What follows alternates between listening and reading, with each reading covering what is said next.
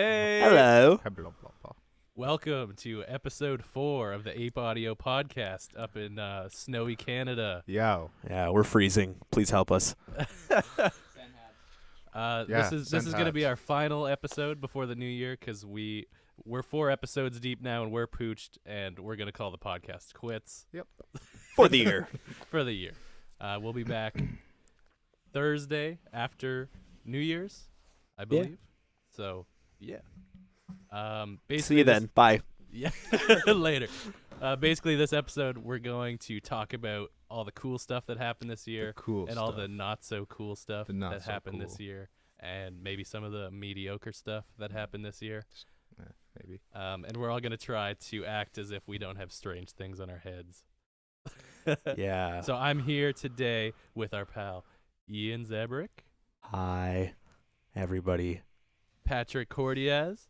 Yes. And Christian. And our audio engineer, Devin Flynn. Hi, Devin. Hi. Who now has his own mic. They can Hey, hear you, you can but hear they me cannot now. see you. They can't see Do you me. want You'll to never sing see us me. a little dingle? I once was a boy All right, that's enough. who fell in Cut. a meat grinder. No. Kind of a dingle. Encore. Oh, like it's kind of like a jingle, but it's like A dingle. No. a du- Nice. yeah, okay. What do you guys want to talk about first? I don't know, man. What's on your mind today?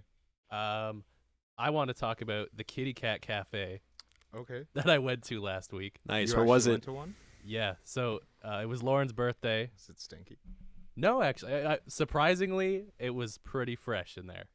They're using the Glade scented cat litter for sure. Nice. Yeah, so it was Lauren's birthday. She'd been asking me to take her there for a while, and I was kind of like a little apprehensive because I thought it was gonna smell like shit. I thought cats, when they're like cooped up like that, would just be going bonkers, but it was actually like pretty tame.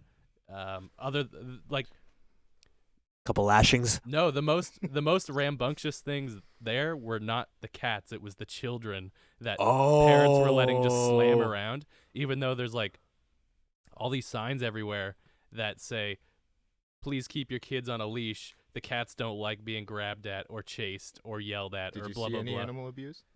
It was like, there was some kids walking a fine line for sure.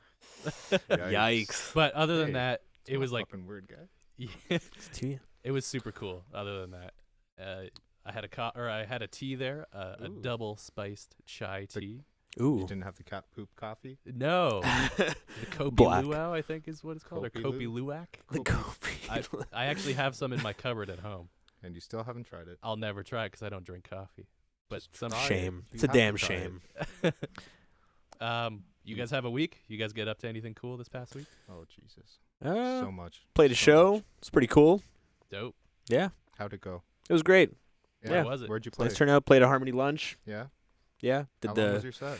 about a half hour. Wow. Opened up with a that's nice little- sizable chunk. Yeah, opened up with a nice little Christmas radio switching thing, so that was kind of cool. What does that mean?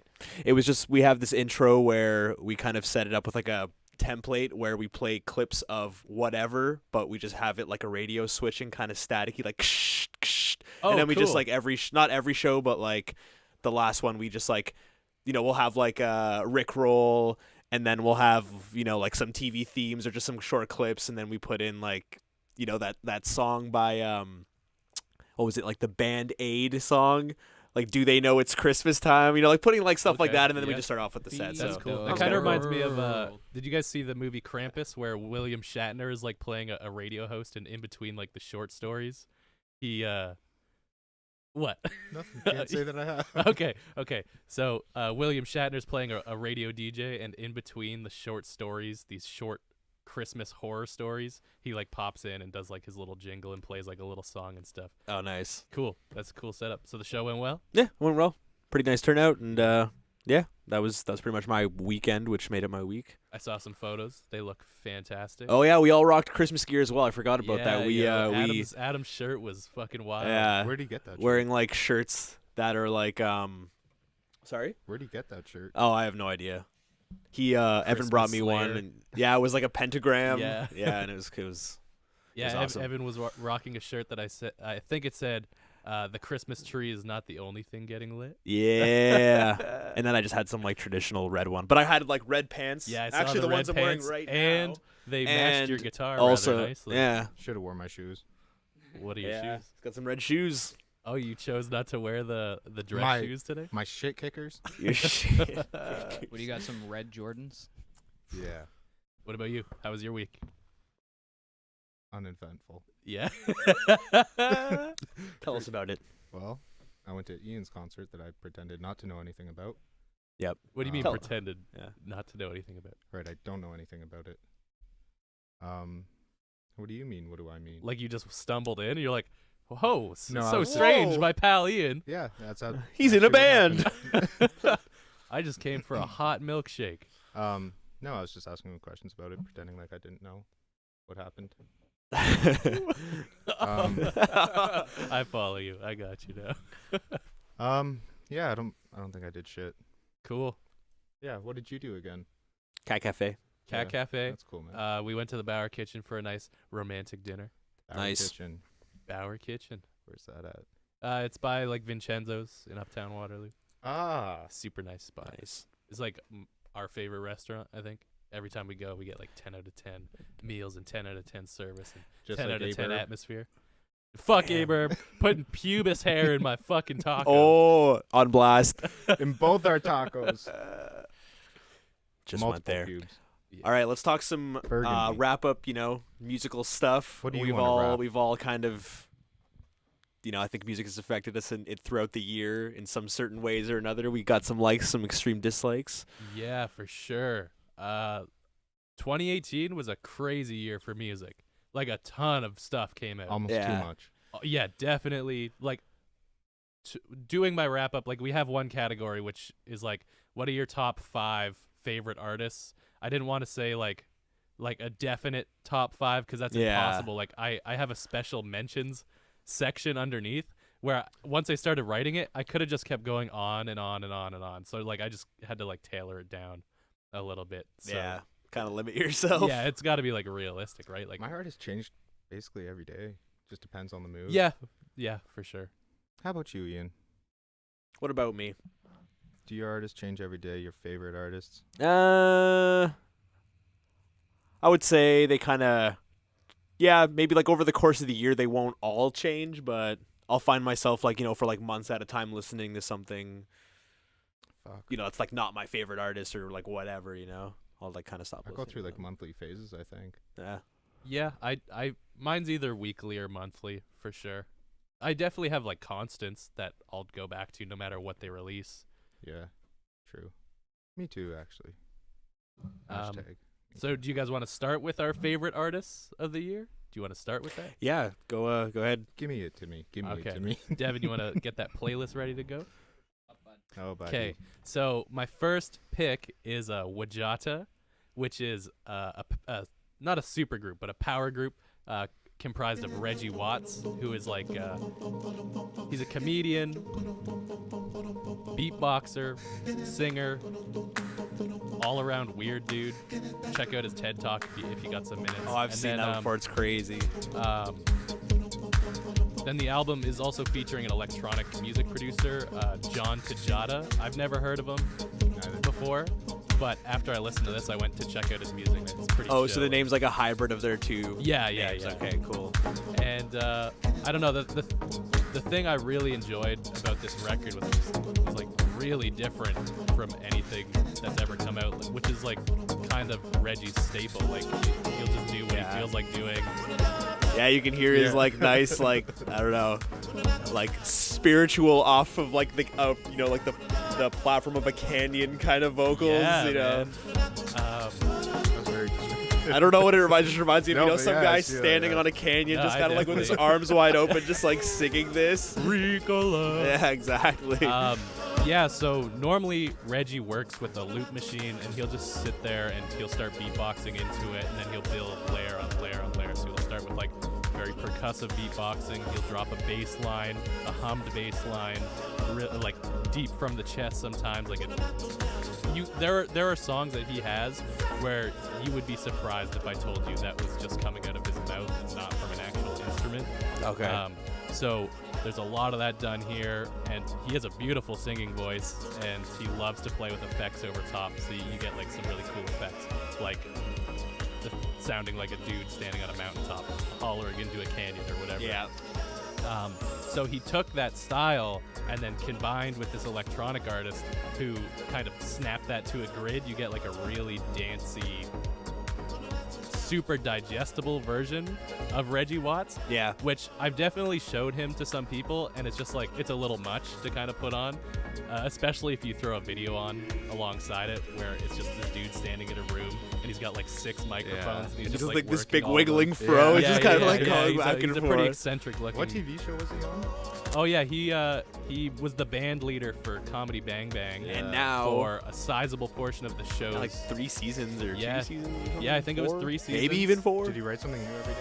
Every time? Yeah, Yeah. multiple pieces. Yeah, for so every like show. basically anytime like the band would play, like, you know, as like one would on a talk show, he would just like do some random stuff and he would just kind of like yeah, it was great. Yeah. Scott Aukerman.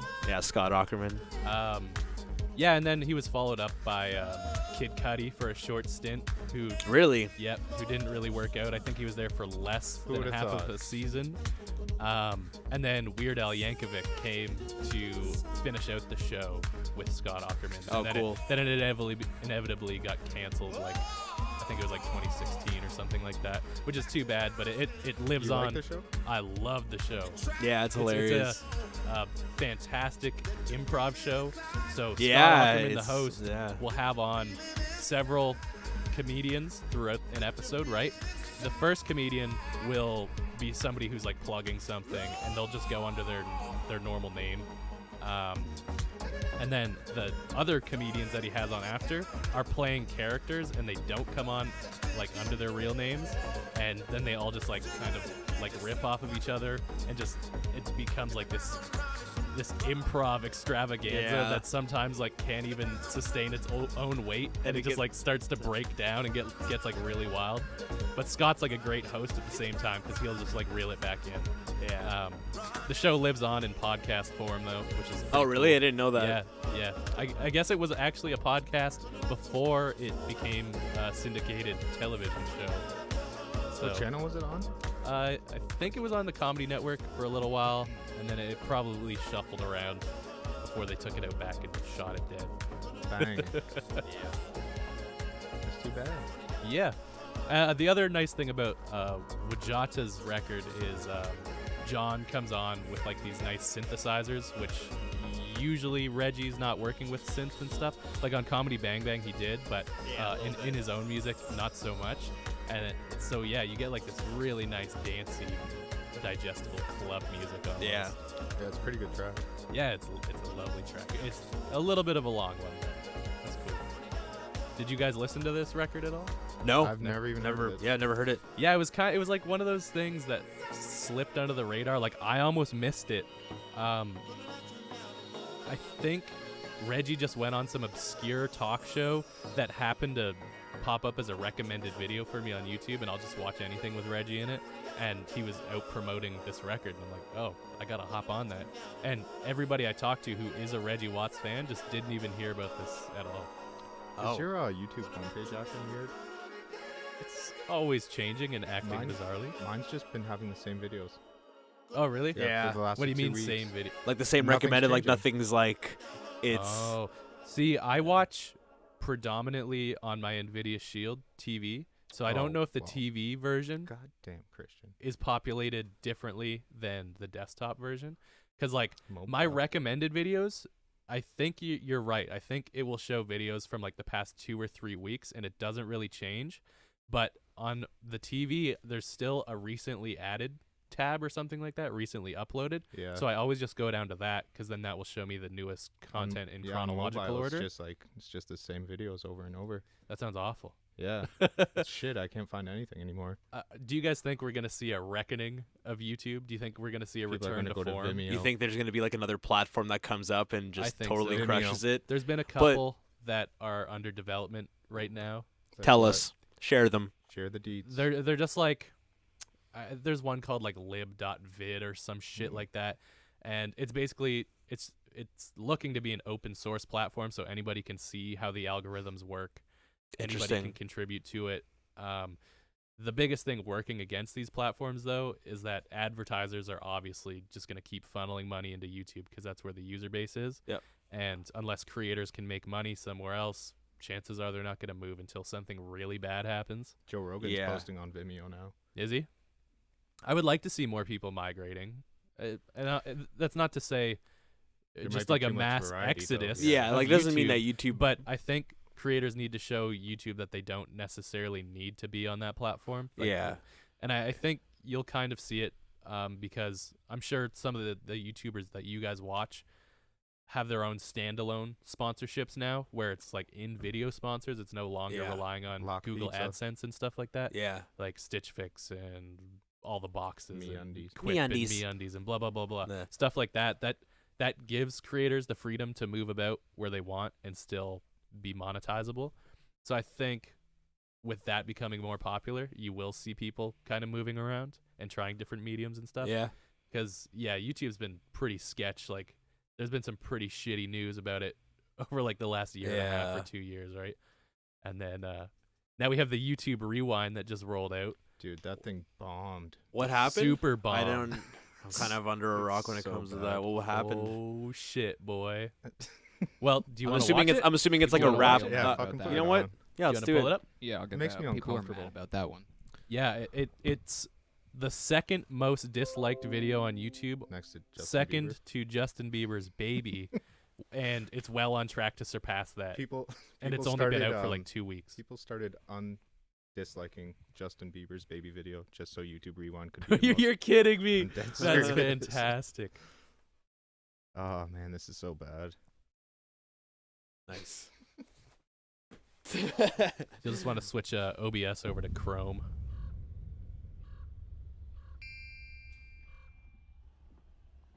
Why him of all fucking people? Yeah, it's rewind time. Yeah, if I control rewind, I would want Fortnite and Marquez Brownlee.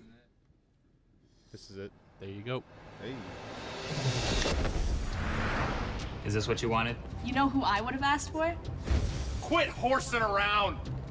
Play me some of that jumping music. Okay, you said jumping music? Jumping Do music. you want to pause it for just a sec? Todo el mundo, fuera! Ian, you can just hit the space bar.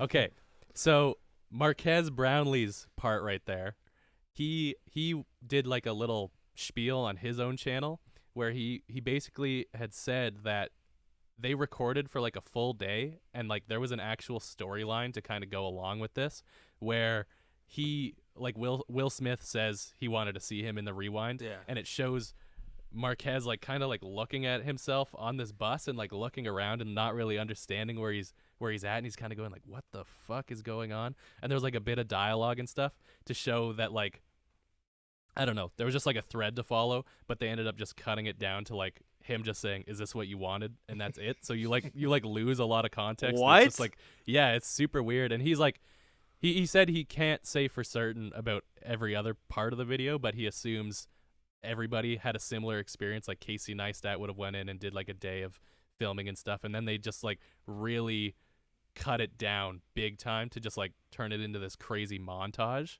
where like it doesn't make sense. Do you think Basically, Casey listens to K-pop?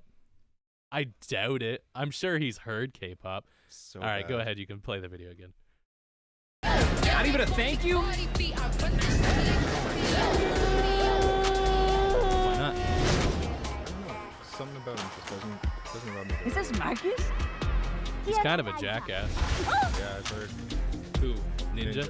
Oh. Just like recording. People Well, that's that- the other thing too. Ninja's like Twitch's darling, and he's on like I get that he has a big So YouTube guys, channel, but he's not like an active apparently YouTuber. Yeah. So like, why is he? Uploads clips. Yeah. Y'all, we can do whatever we want. What do we do?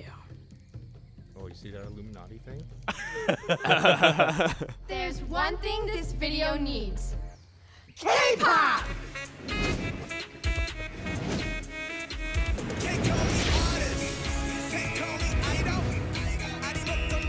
How much K-pop did you guys watch on YouTube this year? Oh man, hours. How much K-pop went viral this year? Oh, that guy. Far too much.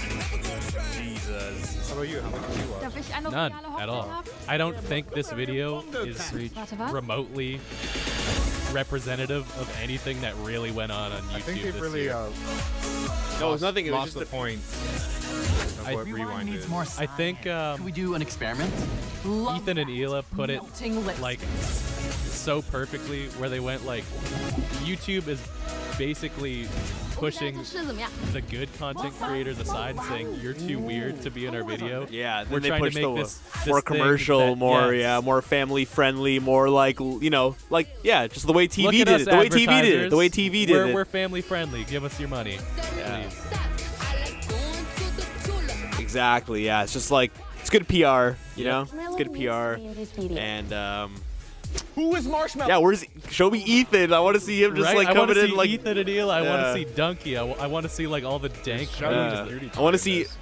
Oh, is I want there? to see Salvia Eric just bust on the scene.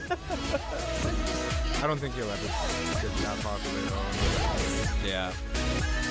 I want to see the Chipotle Goblin. Review, bro. I think it'll be at a point where YouTube basically makes a policy where it's like you can only make this certain kind of content to be monetized. If It'll you have get to that any point. demonetized videos, you're not getting into YouTube Rewind. Is what it feels like. Yep. You know. That's it. Didn't a ton of people get hit by vehicles dancing? Oh, I Like hope a so. video of the most painful stuff of 2018. Besides the John Oliver stuff. Oh yeah, they did show PewDiePie's chair there.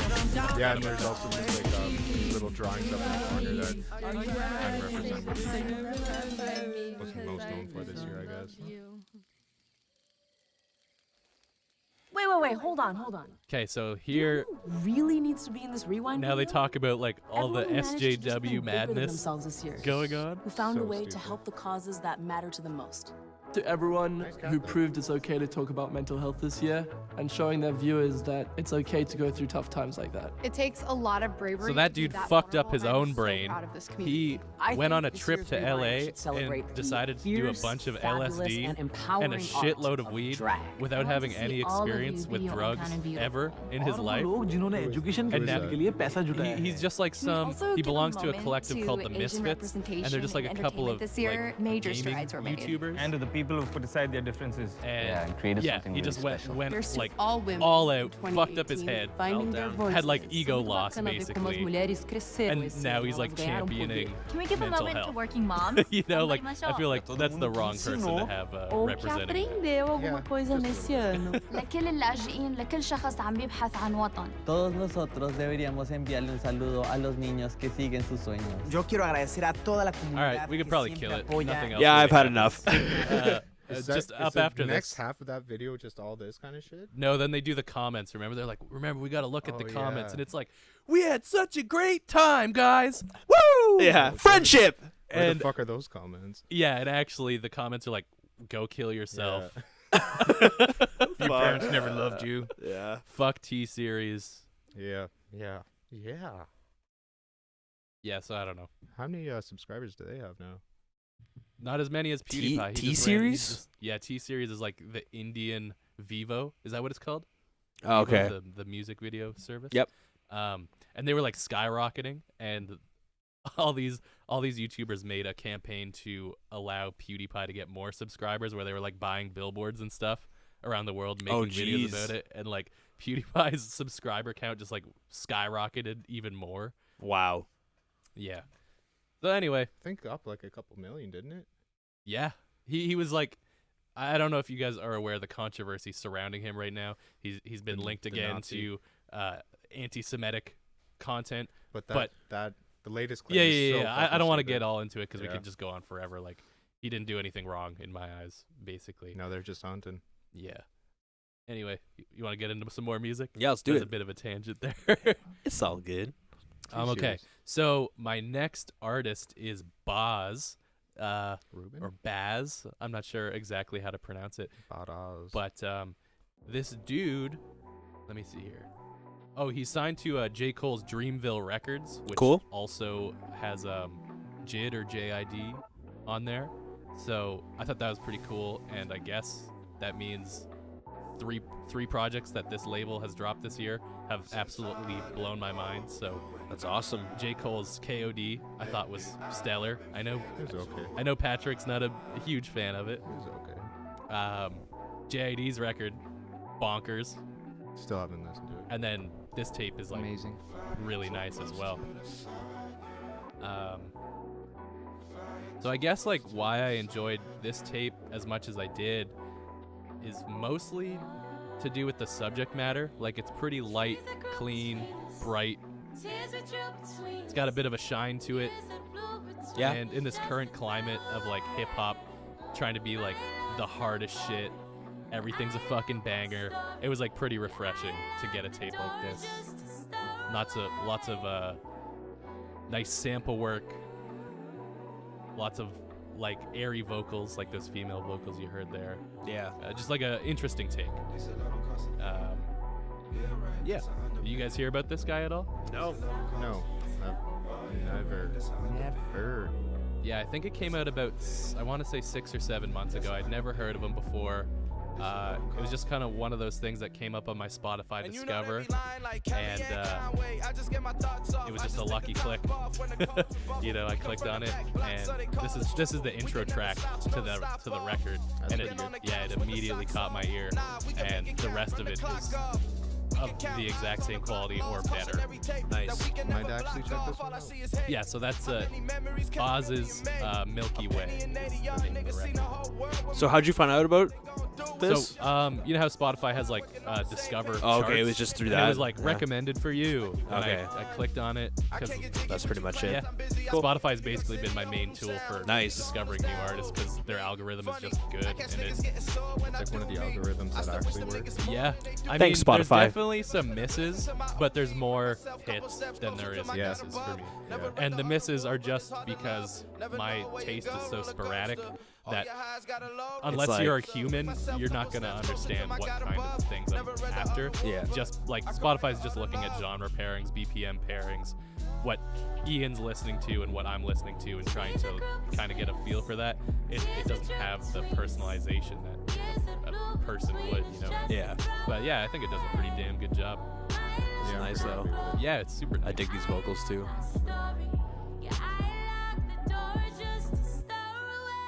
The enemy is telling me I gotta pace it. The winner in me telling me I got a bottle of Ace. Cole gave me at the Yeah, you can usually know when a song's good when you don't really talk I to can pop people it till I sell while it it's out on my playing. Yeah. Yeah, it's well that was tough for me trying to pick these things too, because I didn't want us to like have to be talking over top of all of the songs. Yeah. Because they are like the best things I think that came out this year, at least for me. So they definitely deserve to be showcased. Yeah, definitely. Do you know who produced this at all, or? No, I'm not sure. I don't know who. Check the notes. Can you check on Spotify now? I'm not sure. I don't know how to check it. I think you click those 3 dots and song credits. Nice. Performed by Ari Lennox, written by Abbas Hamad, C. Salter, J. Cole, written by Jay Morgan, R. Gilmore, produced by Ron Gilmore, Mies, and J. Cole. J. Cole. Nice. Shout out to J. Cole. Yeah, I don't know who else is on Dreamville, but I would have to imagine that. Dreamers. Let's get their lineup. Yeah, let's see. I'd be I know they interested to got, see if they got any stinkers on there. So they got obviously Cole. They have JID. They have Earth Gang, Spillage Village. Sick, Earth Gang. I saw them they opened for Mac Miller in Toronto. Oh, dope. Yeah, it was pretty sweet. You saw Earth Gang? Yeah. Lucky, they're unreal. Yeah, it was. I never heard them until that concert. It was pretty sweet. Wake! I'm not ready. I'm not ready. I'm not ready. Mom, stop. Ooh, I don't want what to go did- to school yet. All right, so since we had a little bit of a premature ejaculation there, I guess we'll just get right into it. Yeah, we missed out on so Ari, Omen, Shafir? Loot. That's looking like about it. Loot? There's a couple guys Loot. on there. not an And old Cause instrument. as well. Cool. Can't forget Cause. Yeah. Next up though. Okay, so next up for me was Era, which I'm sure I'm going to get laughed at by any metalheads out there because apparently No. I missed the train years ago. Uh. Apparently Era made some big waves and I missed them or whatever. Not really. They're kind of like more well established now. They're kind of just like in the ranks of like, you know, one of those top bands that like, you know, just get like the regular tour run because they're on Sumerian and whatever. Like they're up there with like Tesseract, Periphery, that kind of thing. I guess so. Like in terms of like just getting like tours and being in like certain festival slots and like whatnot. I would assume so. They just came off a tour with After the Burial. After the Burial was playing Rare Form. Oh, the 10-year anniversary of Rare Form, yeah. Which is wild. And yeah, of course, when they played the London Music Hall, I was on like a work night. I'm not fucking going out to London and then waking up at 4 in the morning. I'm good. I'll just listen to the record. I'll give my support that way. Nice. Yeah, basically, I had heard Neon, the record that's playing right now, just came out, I believe, a month and a half, 2 months ago. Okay. And I think it's absolutely stellar. But what had gotten me into it was their previous release. And I think, again, it just came up on my Discover on Spotify. I went through like a week where I was listening to a lot of metal, so then it just starts chucking a bunch of metal my way. Right. And I'm pretty picky when it comes to sound like this. Like, I like my guitars to have high fidelity where you can make out each and every note. Nothing's like really muffled or like muddied overly up. Like distorted. Yeah. I like things to be clean but have a brutality to them at the same time. I feel like you can't get that brutality with those clean vocals. Why not? I don't know. It's a perfect contrast. I don't know what drives me crazy these about these great angelic vocals, I can't. and then he kicks you in the fucking chest with these guttural primal screams. Like, to me, I think it's the emphasis of like a dirty vocal coming after a clean vocal, and it like being more emphasis than just like, oh, the song is going to have all screaming vocals, and then it just like runs that whole way. It's a whereas there's like juxtaposition. If you're a there's like human tension being, and release. I guess you're programmed to love that. You love seeing. I think it would be easier if I saw them live for me to understand it, but when I listen live, to so like get that. So I can actually get the energy, but when I listen to it here, it just sounds corny to me. Really? They have their guitarist doing but you the can listen to vocals. clean vocals only and then screamed vocals only separately? Yeah, for some reason.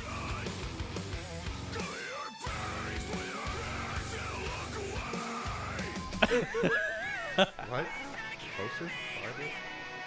Farther? Closer. Hi. So, I don't know. is there no vocals like this that you enjoy at all? Under Oath. Yeah, but Under Oath but has there was these two- vocals like almost. But it was two different singers that were doing it when I was too listening to pussy? them.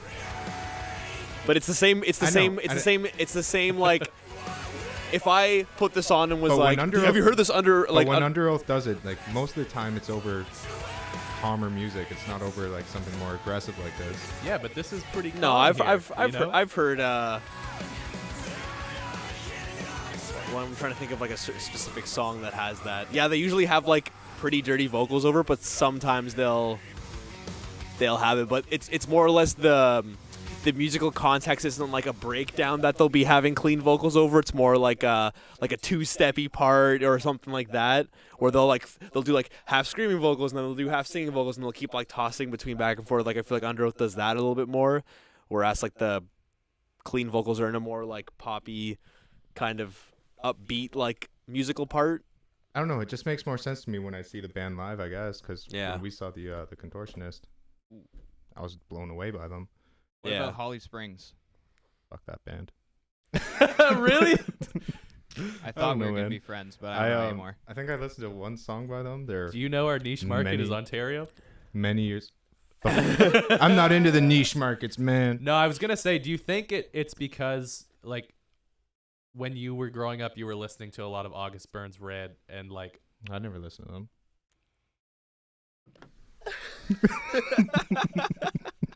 Well, I'll just move on then if you don't want to fucking acknowledge that. No, yeah, okay, we can talk about this. Like, do you think just because you listen to that style of metal, where I kind of like grew up listening to like A Day to Remember and like a lot of like emo groups like that. Yes, yeah, I never. So like, I mean, I was I listen to that kind of stuff. The too. nice sing-songy stuff. It like tugs on a certain string for me. Yeah. You know, it Gets makes you- me like gets you nostalgic. emotional. Yeah, a little See, bit. it's weird because that kind of style of music took me so long to get used to. Like, I didn't get used to it until I started getting into like this newer style of metal where they started doing that contrast, and only until then was I like, oh, I get it. And then I would be able to listen back on these like more like, I guess, like, you know, emo bands, and I'd be like, oh, okay, now I can And it like started to understand click a the yeah. Okay. It's the vocal tone, right? Because before I was like, oh, it's too whiny, but then I was like, oh, I get like Yeah, for sure. just I don't know. I can appreciate the style. And Well, PK, yeah. you just got to grow up a little bit more. That's what Ian's trying to say. I'm never No. gonna grow up. I'm just kidding. No, That's you're not. fine. No, it's not. I'll just never show you any music like this. Perfect. All right, my next I'm artist. just joking. My next artist, Pusha T. His record Daytona was one of the craziest projects Oh, with Kanye. of the fucking year. I must have listened to this record like 400 times by now. I haven't once. I love It- this song. It was the first of the 7-song Kanye records to come out, and in my opinion, the best. Like Yeah? by a long shot. Awesome. Kids See Ghosts is a close second. My only issue with Kids See Ghosts is Kid Cudi is off key a lot of the time, and it's like they never took the time to go back and redo those parts, and it's like super jarring when you hear it. I don't know if I could get that bad. Well, you've listened to it? Not really. Oh, you haven't given it that many listens? No. It's a really good record, but I've bumbled through it, but fair. I don't fuck around with it for some reason. I just don't like Kid Cudi that much. Oh, yeah, that's fair.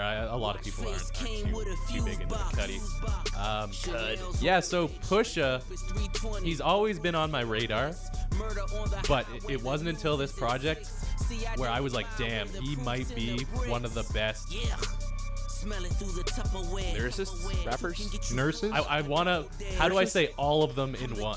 Oh, like a hip hop renaissance man. Yeah, he's a real golden age man, if you will, I suppose. And I mean, you listen to the lyricism, you listen to the beat picks, and I know Kanye had a big hand in the beat picks, and he always does a great job. But Pusha spent so much time assembling this record, and I think it's perfect from front to back. I don't think there's a missed beat, a missed opportunity Yeah? at all. So all the potential was like pushed. Yeah. Like I remember I was Got him. I was apprehensive when I heard, okay, their good music is doing 7-song records. I'm like, well, what's that going to be, like 15, 20 minutes at best? Like, is that enough? And after I heard this, I was left not wanting more of the album, but I wanted more Pusha T. Like, okay, drop another 7-song project. Like, Yeah. show me this caliber good. of showmanship again. And I think that's something that, in a sense, I think with Kanye doing these things like Kids See Ghosts and this thing with Pusha T is like he's trying to attach himself to talent, but in itself it works out for the artist because he kind of I feel like as a producer, he can bring out like something in an artist, whatever that is, because he's brought it out in himself, as we've seen, you know, beyond the music even, and well, beyond the music, you know, he's really brought that out in like people's music, and it kind of leaves you wanting more, you know, because like you want to listen to the Kid Cudi record, and it was, tantalized. you know, yeah, and then exactly, I was Exactly. like, yo, we got to get on. I have to listen to Kanye's That's- record. I have that's to what I'm listen saying. to Kids See Ghosts. I have to listen to Nas's Nazir. Yeah. And then Oh, after I that's- I heard forgot that he came after out I with heard that too. Nazir, I was like, Yeah. okay, we can stop with these now. Like the Dude, there's quality just so much was on music. a decline. It wasn't like any of it was the worst music I ever heard. It's just there was like a steady decline, and when you go from something like that to an album that's like a 6 or a 6.5, but that's just how it is when you're creating with like different people. You For kind of sure, have for to sure. give it your best, and when you're and keep collaborating in with mind someone, these there's records came out over a 3-month period. So Yeah. like, it was just like bang. so bang, also when bang. you're like, well, those, you know, just because they came out all sequential like in such a short amount of time doesn't mean that they were made. Well, in that Pusha's same album amount. had been being worked on for like years, Oh, many okay. years? and then every single one to follow was like in a short couple month period. Oh, really? Okay. Basically, yeah. Did you like 'Cause Nas's Push- album? I enjoyed parts of it. It was okay. I don't know. Nas is like notorious for horrible beat picks. And I think that's what killed the record for me. Like his wordplay and lyricism is always top notch, but if you pick a stinky ass nasty beat, you kind of fucked yourself, you know. Nasty beat. Yeah, I mean, I think there was only 2 songs on that album that I actually listened to more than once. Yeah, I think there's probably 2 that I go back to. Yeah, it's kind of shitty. So yeah, that was Pusha T's Daytona. In regards to Daytona, did you think that it got more hype or at least got more plays because of the beef that went on with Drake during it? It definitely got more plays and got hyped up even more. Yeah. But the quality doesn't take away from it, right? Not at all. Not at all. Because that beef didn't start ramping up until 2 or 3 weeks after the album's release. Yeah. You know?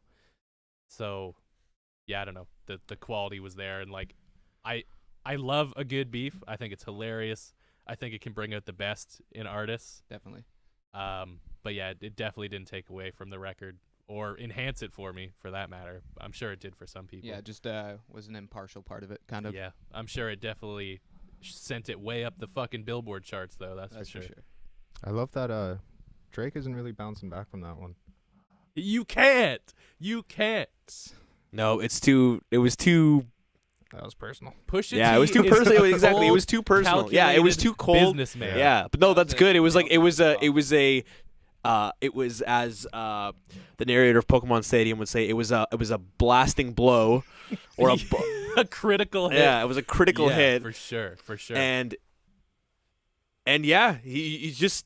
I think Drake didn't want to because he's like, if I snap back or something, it's just like, I'm like an what's idiot. Well, okay, asshole. so what? Or an okay, asshole, yeah, yeah. exactly, or an asshole. So it's just kind of like take the hit, okay, move on, keep marketing your shit. He'll keep marketing his shit. No, that's not how you beef. You go down with your fucking ship. You know? You're just trying to release something and everyone's You like, have wow, to. this is Like dust. talking about his producer dying Because and all me, that shit. I'm not So a when do you Drake call it quit? stan, When do you and call I it look quits? at him When and the I go, person what dies. a fucking bitch. When do you call it quits then? When the person dies. So he releases something, it sucks. Is Pusha just gonna say, or is he gonna just be like, I don't need to release anything because I know this can't compare? It just didn't feel like it came to a logical conclusion. It was just like, well, because it left you Put his wanting, tail between his legs. left you wanting the cringy like comeback, you know, but possibly. Here, listen. Okay, sorry. It's We're listening. simple mathematics. So What? Let's look at the numbers. let's break this down here. Pusha T drops a track. What would Meek do? That's a shot at Drake. Yes. Drake drops a track. Pusha T responds. Drake does nothing. So that is a pretty good way of. No, we Yeah. needed one more thing. That's I think. No. Doesn't Drake go on a sit down with LeBron and talk yes, about his feelings? yes, though? exactly. Yeah, that's exactly. what he did. Yeah. It's That not was fair. so I know different. I know the rules to rap. That's not how you battle. If you bring up my friend, I will get very mad at you, sir. I will get quite upset. Take that back. You retract that statement, or else you and I might have a problem. What was his reasoning for not doing it? For not shooting back at him? Because Jay Prince told him if he goes ahead with this diss, which was supposed to encompass all of good music, Kanye and Cudi and Pusha T all that would have been together, pretty stupid. all together, then it would get too ugly. But in reality, they had nothing, I'm sure. Like, Pusha T is the CEO of good music. Do you think he would have even initiated this fucking battle if there was any sort of dirt that Drake could have brought up that would have topped the story of Adidon? I don't think so. Apparently Drake was offering like $100,000 for And he dirt didn't get on any. Push.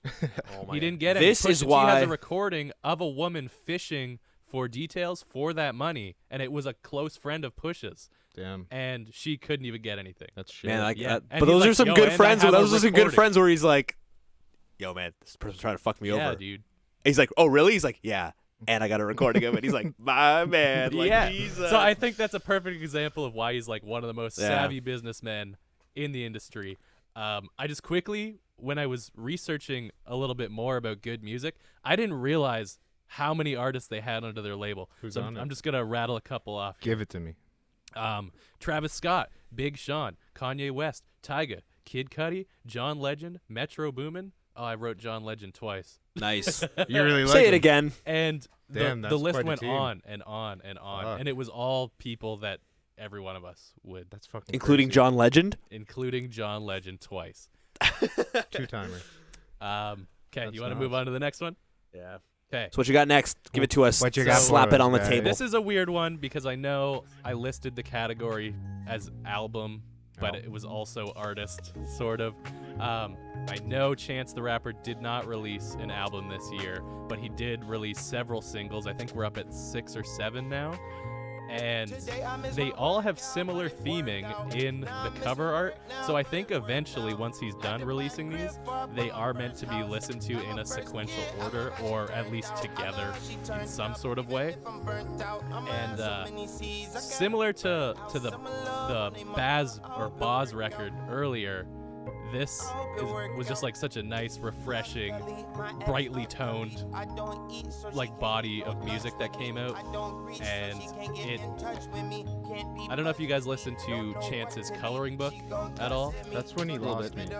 He really lost me, not because his musicianship went out the window, but I feel like the album became convoluted with features where Chance started playing to his feature strengths as opposed to his own strengths, right? I think So that when was he kind had of the Wayne point on a of track, he was making a Wayne track, and when he had Future on a track, he's making a Future track, and when he had Justin Bieber on the track, he's making a Justin Maybe that was Bieber the point track. of like coloring book, because he's like, you know, he's coloring in the lines of their Sure, features. I won't. They should be coloring it in for him if it's his album. Yeah, well, that's the thing. Well, it's right? like you This want was every Chance's artist first, feature to sound like Chance the Rapper when they come on. No. This No, was but I mean, Chance's like- first studio debut, like as. Oh, okay. Well, I guess that kind of. Because before that, he was just releasing mixtapes. But right? also he's independent, so he's like maybe he was just trying to go ahead with all these like Oh, of course, of bold, course. all these He bold can do what he moves wants. and whatever. I'm just Definitely. saying that. Yeah, what do you mean? Chance, make acid rap over and over and over again. Oh, dude, Give us I fucking- album we I'll take a wanted 10 and out. loved that album version so 2. much. Well, I was just gonna say, the collection of tunes that he put out this year feels more reminiscent of acid rap Chance, which is the Chance that I prefer. Oh, okay. What? Really? You don't feel that? Fair enough. I don't know. I don't see it. So you're saying this stuff is more relatable to acid rap than coloring book? Yeah, definitely. When's the I last feel time you've that. listened to acid rap? 2 days ago. Nice. I feel like it's different. I feel like it's kind of a combination. Now, of the two. now, for me, I have to understand that acid rap can never happen again as a legitimate record because all those samples have never been cleared, right? Like it's like a Dat Piff SoundCloud That's why like it's not on only Spotify. kind of thing. Yeah. So like, if Chance wants to make money, which he kind of goes like, oh, I don't need the money, but if you want to continue on these endeavors that you're doing, you've got to make the cash. And if you want to make the cash, you got to release on like monetized streaming platforms. You can't rely on SoundCloud's iffy fucking bullshit, you know? So I look at this and it sounds inspired from sounds that we were getting from mixtape Chance to me. He's trying to go back to his roots. Yeah, Yeah. for sure. The Ritz. Now, I listened to an interview with Chance earlier this year where he basically was saying that he's only going to release music when he wants to release it. He's not working on anybody else's schedule. Is he on a label? No, he's completely independent. Still. He has tons of connections, so he's essentially his own label. But yeah, he said there's no plans for an album right now, but if he writes a song and he loves it, he's going to release it that day. If he writes another song and he loves it, he's going to release it that day. And he's just going to continue on that train, which I think is really cool. So we'll be getting whatever's freshest to him will be fresh to us, which is Sweet. Maybe. which is in line with like the SoundCloud mantra, you know? All right, let's hit us up with the next one. Cool. Next one, Vince Staples. This shit is just a straight up fucking banger. It's fun. This hell yeah, it's fun. This whole record was produced by what's his name? Kenny Beats. Kenny Beats. Thank you. He's fucking everywhere. Hell yeah. Hell yeah. Insane. Now, I wanted to put the spotlight on Vince and Kenny Beats alike because everything I heard Kenny make this year was wildly different from the last project he was working on. And he's like, after Metro Boomin season last year, it is so refreshing to have a producer that's willing to go to the artist and go, hey, what do you want to make? Let's make it the best we can. Not go, hey, I have 8,000 trap songs, pick one. Yeah. We'll get on the Billboard charts, you know? Like, the way Kenny and Vince approached this record, it's a very California sound. Lots of electronics, lots of synthesizer work, lots of automated drum machine work. Yeah. But when you told me that Vince said he doesn't really enjoy rapping anymore, that kind of made me feel weird. Vince is a fucking... That made me feel weird. No. What's the word? I don't want to say confrontational. What's the word for when you always just want to stir the fucking pot? Shit disturber. Sure. A contrarian. He's a contrarian. Like, Yeah. if you go, Vince, you might be one of the best rappers of 2018. He'll go, I'm the worst fucking rapper of 2018. I hate this shit. Blah blah blah blah blah. Like, this man is just a troll. Like, you gotta remember, he came up with like Odd Future and all those boys. Like, But at the Mac Miller fucking event that they had, he Yeah, that performance was kind of dust. yeah, it was, yeah. it was mean. Yeah. I didn't watch the tribute. Okay, it wasn't. No, sorry, it wasn't. I don't want to say it was dust, but it was just. It was a little lackluster in But terms it of. could have been because of the maybe because he was yeah, because of the finalizing grievance. this record, and he was probably dead tired. No, it think- could I also think been like he the was just grievance. sad. You know, the grievance is like True. maybe some people like to perform as a final like hurrah, and you kind of have to be celebrating that performance. Is like it must be because like wait no, Earl was Earl? Earl? Yeah, Earl was there. performed, Yeah, but he was, like, and it almost was crying, it was too. the same kind of Yeah. thing where you were like you kind of when they left the stage you were like I don't know how to feel about that performance, but then you kind of like you look at it back and you kind of see like they're even I know it sounds kind of corny, but like they're Little you know like the gloss thing in like over. their eyes and like how their body language is and how much they're moving around or how much they're like even looking at the crowd or just like Well, I where mean- their head is like you I know think he performed a Mac Miller song too, Vince Staples. I had said to you guys that I didn't even know Mac Miller, and when Devin texted me that he passed away, I fucking broke down bawling in my car. And I'm like driving to pick Lauren up. I'm like, what the fuck, dude? I was I couldn't crying believe too. it. I was driving to get Claire from the Shit airport, and I was- started it was crying too when I much. heard it It was across too the much. radio. Like an artist who is our age and we kind of grew up listening to him. I didn't really have any other artist. I don't think that I shared that similar connection with. You know. yeah So yeah, it was pretty devastating. Yeah, I don't think I really believed the news for a bit.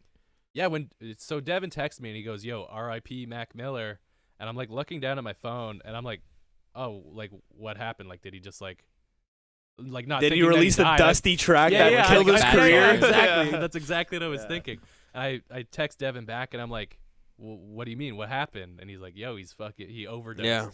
And yeah. I remember reading That like shit I remember hit seeing me that in the chest like a ton of fucking bricks. and it was weird because how I found out about that event was I was looking at my phone and I was just browsing through Instagram and a meme page posted it. And you know when you see a meme page post it, you're like, when a meme page gets serious, you don't take it seriously because you're like, I wonder what the context of this is because it's really abstract and I don't get it. And then immediately, like as soon as I saw that, the first place I checked was like, because now it's kind of weird that how on that those kind of things are with TMZ. Like TMZ will be on that in like 5 minutes, and it's like, yeah. And so as soon as I saw that, I was like, oh, okay, it's Yeah, how the fuck are they always the first to know news?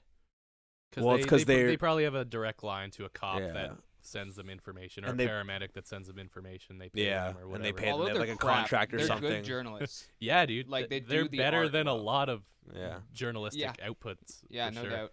Yeah. Shit. So these next two were my one of them is my dank, shitty meme of the year, and then the other one is What? You're like meme, like musical meme. Yeah, musical meme. And then the other one is my my song that I don't like to admit that I've been listening to all year. So do you guys want to do those? Okay.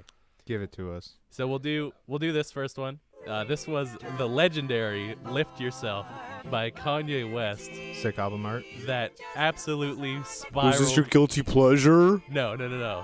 Well, actually, it kind of was Yeah. because the beat is actually excellent, and It what is. Kanye Oh, does this to it fucking song. is savage. So apparently, the story behind this is this beat is a beat that Drake wanted, and then once all the beef happened with Pusha T and Kanye and Drake, Kanye dropped these surprise vocals on this track and uploaded it just to the internet. Like, he didn't get like anything cleared. It was just like Yeah, because the icon, you can even see itself as Yeah. like a Dropbox or Yeah. something like that. It didn't yeah. show up on Spotify until like months later. I Yeah. think that's iMessage. iMessage? Okay. Excuse me. I am a non So yeah, iOS basically, user. he shit on this track so Drake could never use it, and it's thought that Drake probably had like a full song already recorded to go out with it. Drake's still trying to get this cleared. That's why last 3 days ago, when they were all popping off again at each other back and forth, Kanye was doing his Donald Trump tweeting. Yeah. That's because Drake was threatening him to pretty much clear this damn song for me. And he's just like, I hope it gets all right, cleared, call me, but call they me, call leave me. Kanye's And then he's shit just on like, it. by the way, it's not cleared. Crying emoji. Now, I have a funny story that goes along with this. I heard that it was put up at like maybe 5:30 or 6 in the morning on a Saturday or a Sunday, and when I woke up and listened to it, oh, here's the part. Here's the part that matters. I love it though. These bars. Watch this. Go. Whoopie dee scoop. Scoop dee dee whoop. Whoop dee scoop dee poop. Poop dee scoop dee whoop. Whoopie dee scoop whoop poop. Poop dee dee whoop scoop. Poop. Poop.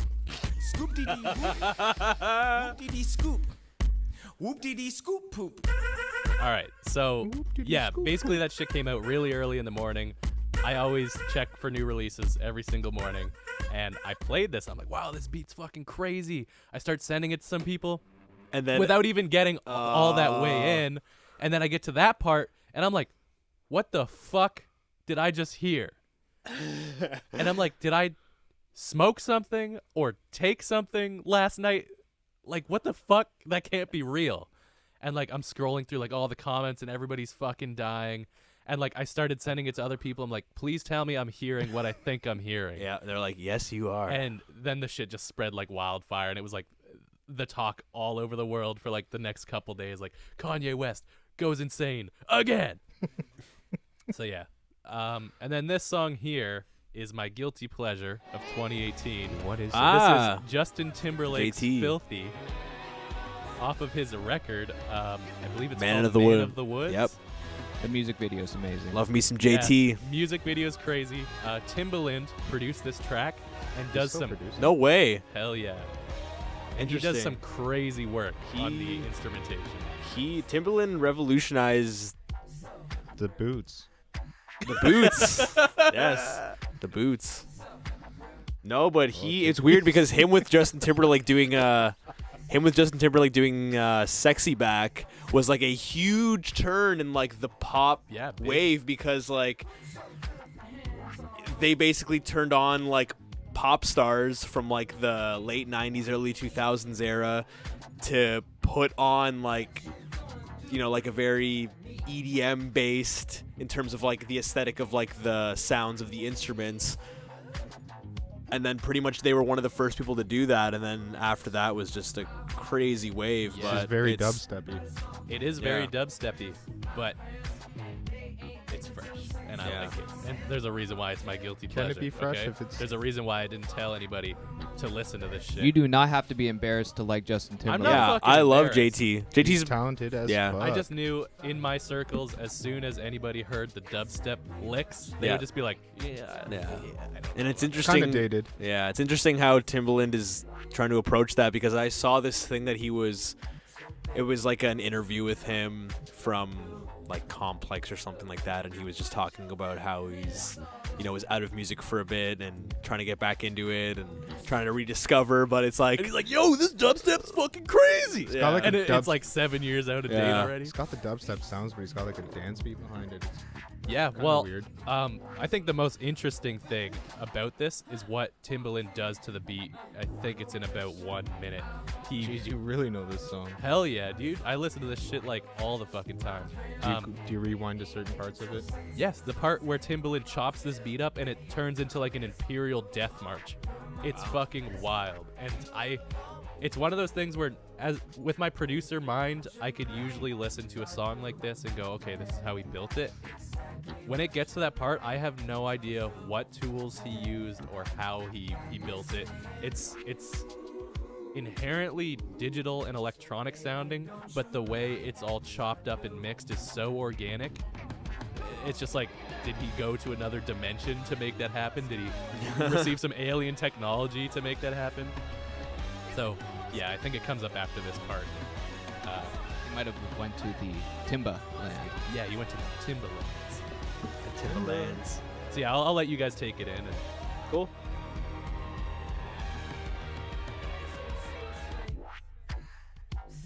After this. After this part? Yeah, yeah, yeah. Oh, okay. Yeah. Yeah, it does like a little repeat here, and then it gets right into it. How did this record do? I didn't really measure its success. I'm sure it killed on the Billboard charts. It wasn't rated very well here.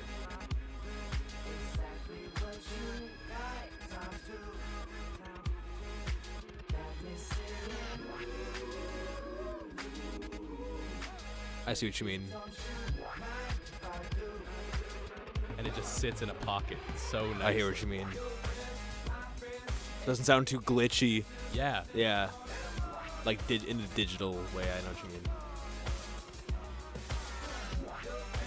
So to me, this was when I was like, okay, Timbaland still got the chops, you know? Yeah. Like, JT's singing is always fantastic to me. Timbaland's instrumentation is always great, but it did sound a little dated, and then he pulled that one out, and I'm like, holy smokes. I hope I get to hear more stuff like this year, and I fucking didn't. So. Well, Timbaland just got to get on another Missy Elliott track. That's true. That's what all was gonna happen. Missy Elliott, come on, let's go. I need to hear this stuff. Missy, come back. All right, so that pretty much wraps up my 2018 musical journey. Somebody else want to take I enjoyed it away? Let's do Ian's. All right. Yeah, do you guys want to do a break, or do you want to do one of your things? Break it. Yeah, we'll do a break, and then we'll come back, and then we'll finish the rest of us off. All right, be right back.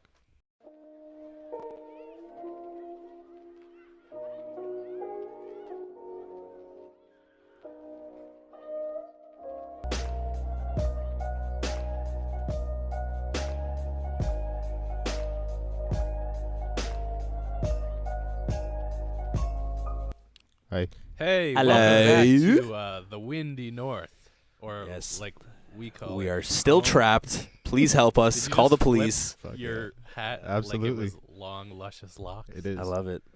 Can you make it into like a man bun? We'll do that later. Okay, we'll do that after. So yeah, I guess Give we're it to us, gonna Ian. So where we Yeah, left we're off gonna continue was on with the 2018 wrap up of songs and whatever else, and I guess Ian's gonna take us away on his little personal journey. I can't wait.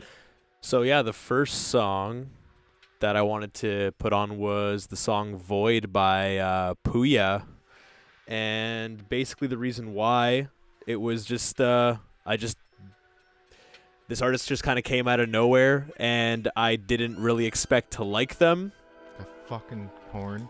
Yep, Puya, that horn. Florida's fucking golden boy. Yep, He Florida's shows golden up boy. everywhere. I didn't know about him, and how I found out about him was this metal band that was to Volumes released a song with a feature with him on it, and then I found out that their guitarist is like a producer in like the hip hop world, and he produces some of Puya's beats. I don't know if he did anything on this record. I think pretty much every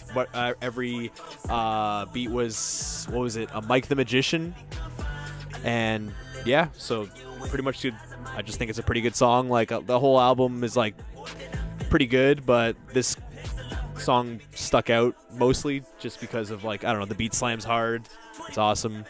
I didn't know that he was so popular though, just looking at the stream numbers and like, you know. Puya is an interesting enigma of southern hip hop. He fucks really heavy with like the underground scene. Yeah. And then through that, when those underground acts like, let's say, Denzel Curry or the Suicide Boys, like just artists like that, break through to the mainstream, Puya's like right there with them, getting that same notoriety. Interesting. I came across Puya this year too. 1,000 Rounds is my track by him. Okay, and I haven't heard that one. I really haven't even listened to much of him, to be honest. Like, How'd I you gave hear this. about him? It was the guitarist of Volumes, like with the feature that he had on it, and it was just. I just heard it, and I thought it was like, okay, cool. Like, I wonder who this guy is, because his name sounds interesting, and yeah, I'll look him up. And then I saw that, this was his kind of, his whole thing was like kind of more underground, kind of like more rough around the edges, raw. Yeah. Yeah, I dig it though. Yeah, I just watched, speaking of like underground southern scene, there was this cool thing where Denzel Curry hosted this boxing match, essentially. So like there was a wrestling match, sorry. There was a big wrestling ring, bunch of dudes wrestling in it, bunch of chicks wrestling in it, and then afterwards hip-hop acts would come in and then vocally wrestle with one another. Really? So it was like a bunch of Florida locals going against each other, and then Denzel Curry versus the Flatbush Zombies. And like they're all on good terms, but they like hammed it up as if they were like real wrestlers, like getting in each other's faces. Oh, no way. Getting like real nasty with it. And then later in the show, Puya came out to show his support, and then Nice. he ended up participating as well. And I thought it was like really cool. And I guess they do this kind of thing all the time.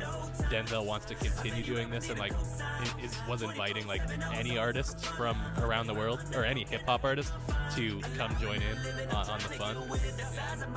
Puya's big with Fat Nick as well, if you know Fat Nick. Yeah, what's up with Fat Nick, yo? They're best That guy pals. looks Both like a of them are best Twinkie pals. ass bitch. Yo, he's interesting. I'll place him at interesting because Hell yeah. he plays up. What does he like, look like? Here, I'll pull Bring him up a picture. Show everybody Pull Fat up a Nick. picture. Kita adalah keluarga. No, YouTube Rewind. No more. I'm sorry, guys. Yeah, enough of that bullshit. Fat Nick. I think the next song's gonna play, isn't it? Nice, perfect. Get talking. While we get a picture of Fat Nick loaded up anyways, though, I'll just talk about the next song. Song rides for a So, little bit. yeah. So this song is a song called OD, and it's by Polyphia, and I guess the reason why I chose it just because it was like it exceeded my expectations of them, like the band themselves. Oh, hey, Fat Nick. There he is. Quick shout out. That's Fat Nick, everybody. Yep. Where do you think he got his name? I couldn't. Please. After I saw that, oh my fucking Nice. god. That's actually After I saw these photos of him, I was just like, I'm never listening to that music. He kind I'm of good. embraces him. I'm fucking good. You don't really need to listen to his music. Is it bad? Puya's the better of the two. Yeah. Yeah, he's just kind of like the guy who will do the chorus and stuff, and it's just kind of like, boom, boom, make that shit Audi vroom. That's Yeah, not that's bad. my that good. favorite chorus. Okay, so Yeah. Yeah, Yeah, let's so get anyways, into with Polyphia. Polyphia, the only reason I chose them, well, it's a huge reason, is just because they exceeded my expectations of themselves as a band.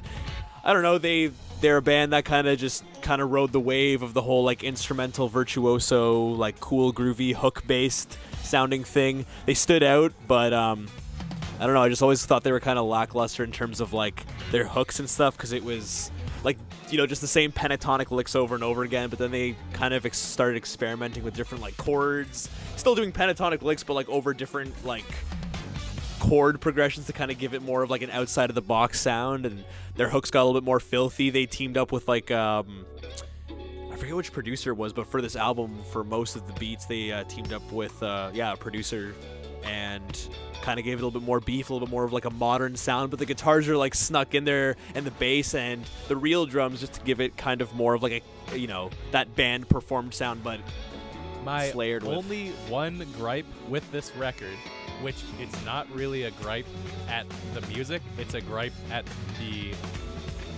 speaker systems available at our disposal in our everyday lives is I was not able to show this record to people unless there was like a high fidelity system around, you know? Yeah. Like I could show it to them and they'd sort of get the point, but there's so many beautiful intricacies going on with the drums and the bass where if you lose that, I feel like you're losing a major part. I feel like of that's the kind of like all modern like music with like at least, you know, like with like hip hop and stuff like that use kind of more modern samples and stuff because the fidelity is like you won't hear the 808 subs, you won't hear like all these soundscapes. Like sure it'll like you can understand. Get the gist, you get the point. Yeah, but yeah, that's my only gripe. Yeah. Because there was a bunch of people I wanted to show it to because I was pretty ecstatic about this record. Like it.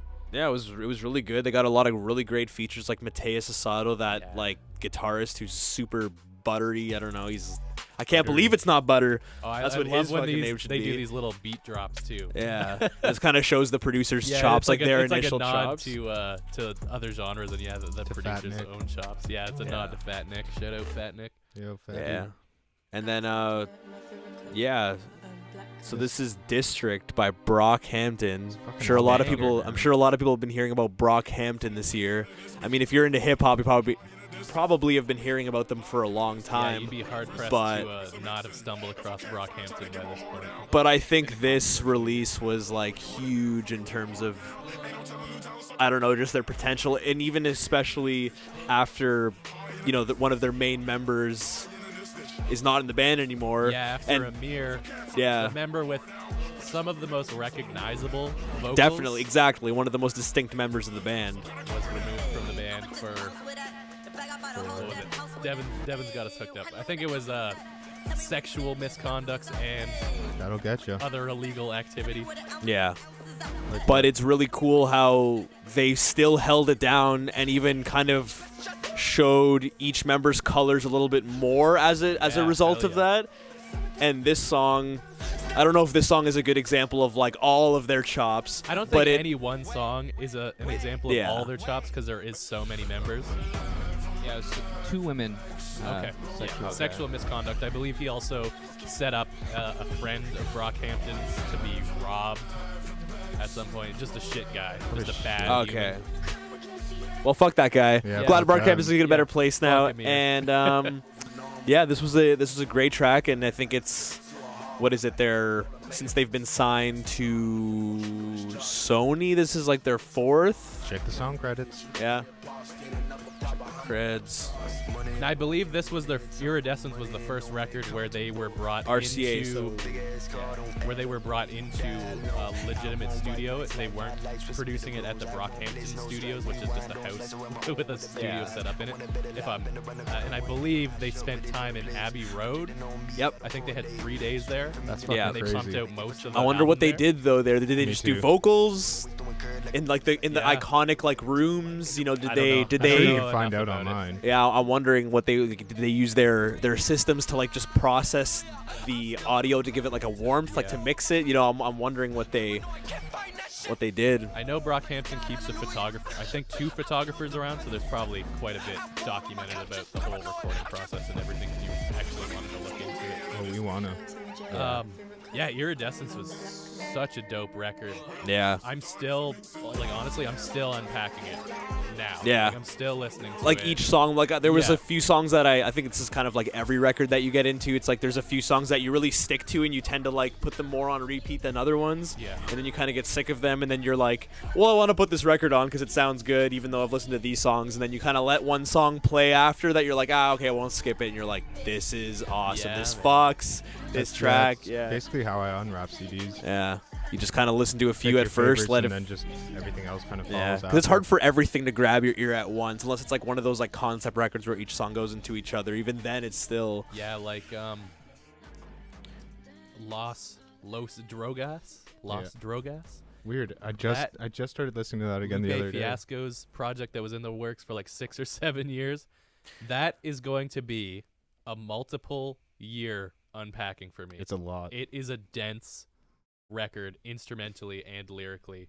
Like my head hurt after listening to it the first time. I think I know it's kind of separated as like 2 records. Like it comes in as like the first half is a little bit like a concept record about slavery, and then Like Western. It's yeah, got like a lot of Western vibes in it. and then it comes into like a more like modern, just like trappy, hip hoppy, boom bappy, whatever, like contemporary record. Boom boppy. Boom boppy. That's coined fresh here. Love it. So let's give it the next one a go. Love it. So we got "Give Yourself a Try" by the 1975. They Oh. just released this album. Oh, yeah. Only I don't know if it was maybe like a week ago or a couple weeks ago, but I chose the song as like, I guess kind of a guilty pleasure song, but it's Can I- only because the 1975 is, you know, like they're a pop band and pop music is kind of, you know, seen. It's either you love it or you hate it. Yeah. So Can I don't just, know, quickly but I say how bad that guitar sounds. That's the point. I think it's a guitar layered By with a design. synth. I think can't it's a guitar. get- Oh, okay. Yeah. It sounds like a 10-watt amp. But this song was like, I guess this song is like a guilty pleasure song, not just because of like the impression that people have on this style of music, but because it's like the structure is so like, do you hear that like synth line / guitar line? You know, like, yeah, How it's could like we it's not hear? literally that Yeah. the entire song. That does not go away, and it just keeps bad. going, and it just like. But I don't hate it, but I feel like on multiple listens, I would begin to hate it. That's the thing, though. I haven't given it multiple listens, but whenever I listen to it, I'm like, it's because it's like the. I don't know what it is. It's like, it's almost like, because I know other songs on the album have like these dynamics, and then this song is like flatlined in terms of its dynamics. So I know there's obviously some sort of like intent in creating it, and I'm still trying to figure it out. I'm like, where does why? it sit with the other? Yeah, I'm like, songs on the why? record? If other songs you just know how to carry the energy and have tension and release in songwriting, why is this one like what was the like, hey, let's make a song, but and then it was as a result of whatever like aesthetic decision, it resulted in this. This song makes me feel like an anime character. And it's so yeah, that's another thing too. It's campy as fuck. Like it's just, you know, it's like This reminds me of Goodnight Moon days. This reminds me of playing guitar yeah, in it's like grade 6. it's like Owl City on PCP, you know? Word. It's just like Word. you know, like 10 million fireflies. yeah. Give us more. No. Yep. That was good. The people want more. My Well, that's people, too bad. we're My two people. We're two persons. Yeah. My people. They have spoken. What? But yeah. That's pretty much So the do song. you listen to a lot of the 1975? I know Adam kind of like brought them around me. Did Yeah, he do the same to you, or- I think we all kind of got into them at the same time. It was just because, I don't know, I think they were kind of just like starting to make kind of more of a wave over here. Sure. And then like Evan went to go see them, and it was a did? pretty good show. Yeah, he went to go see them, and it was a pretty good show. But I don't know, I think it's just Did the... he go by himself? No, he went with someone he was seeing at the time. And but And then she left him because no. Suicide It was a man. relation. It was a relationship granted, but you know what I'm saying. You know. Anyways, what I'm trying to say is the reason I think we all kind of like them is because, you know, we're all in a band. We all have similar interests, but I think we're all kind of gravitate towards something new that's trying to.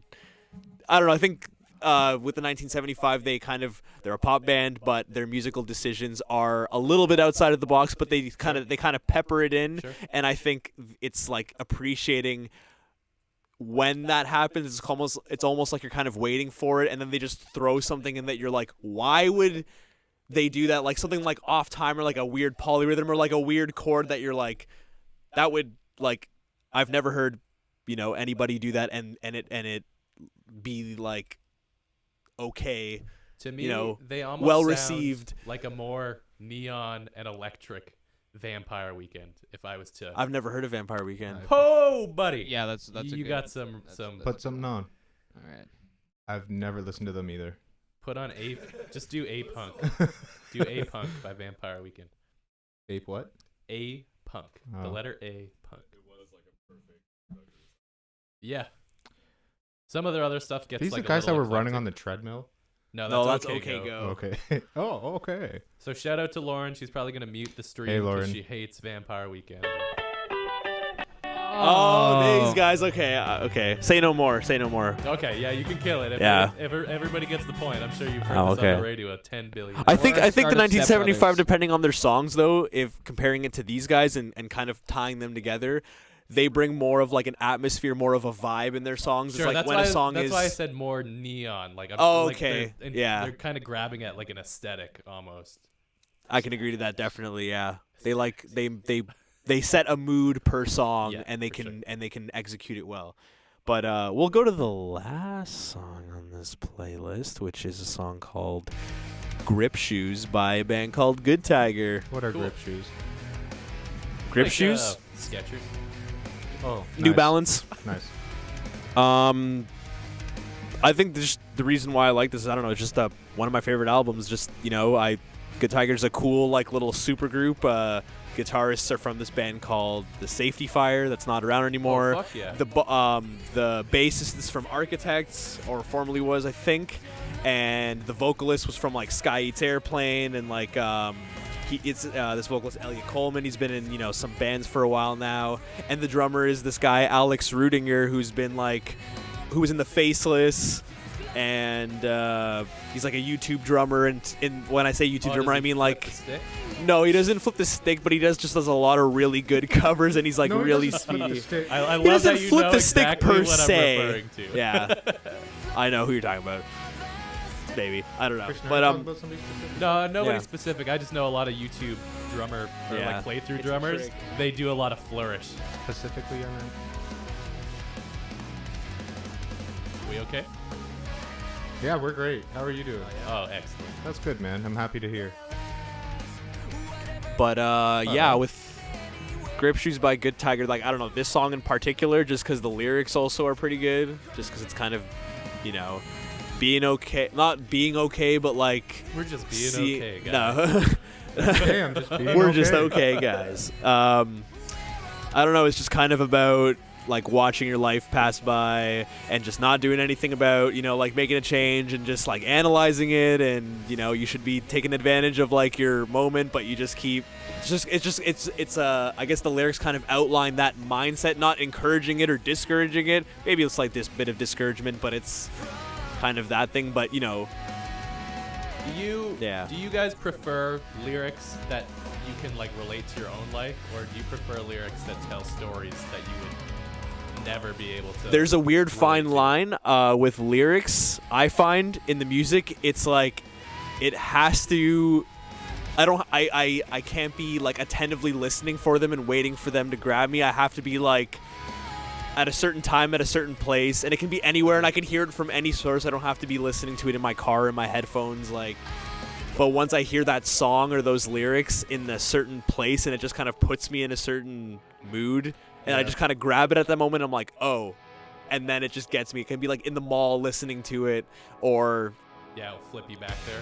it'll just, and it's something about it that grabs me at the moment, and then every time I listen to it after that, when it puts me in that place of like weird nostalgia, that's when it's like, okay, this song is Yeah, for me, means something to me in whatever way that might be. I guess it just depends on the mood, I guess, because I don't know. If I'm going through some shit, I'll just put on a track that I'm familiar with and can kind of relate to the lyrics. But then, I'll just in a studying kind of mood, I'll put on some track that usually has a story behind it, and I want to read more into their life and what they're going through, I guess. Right.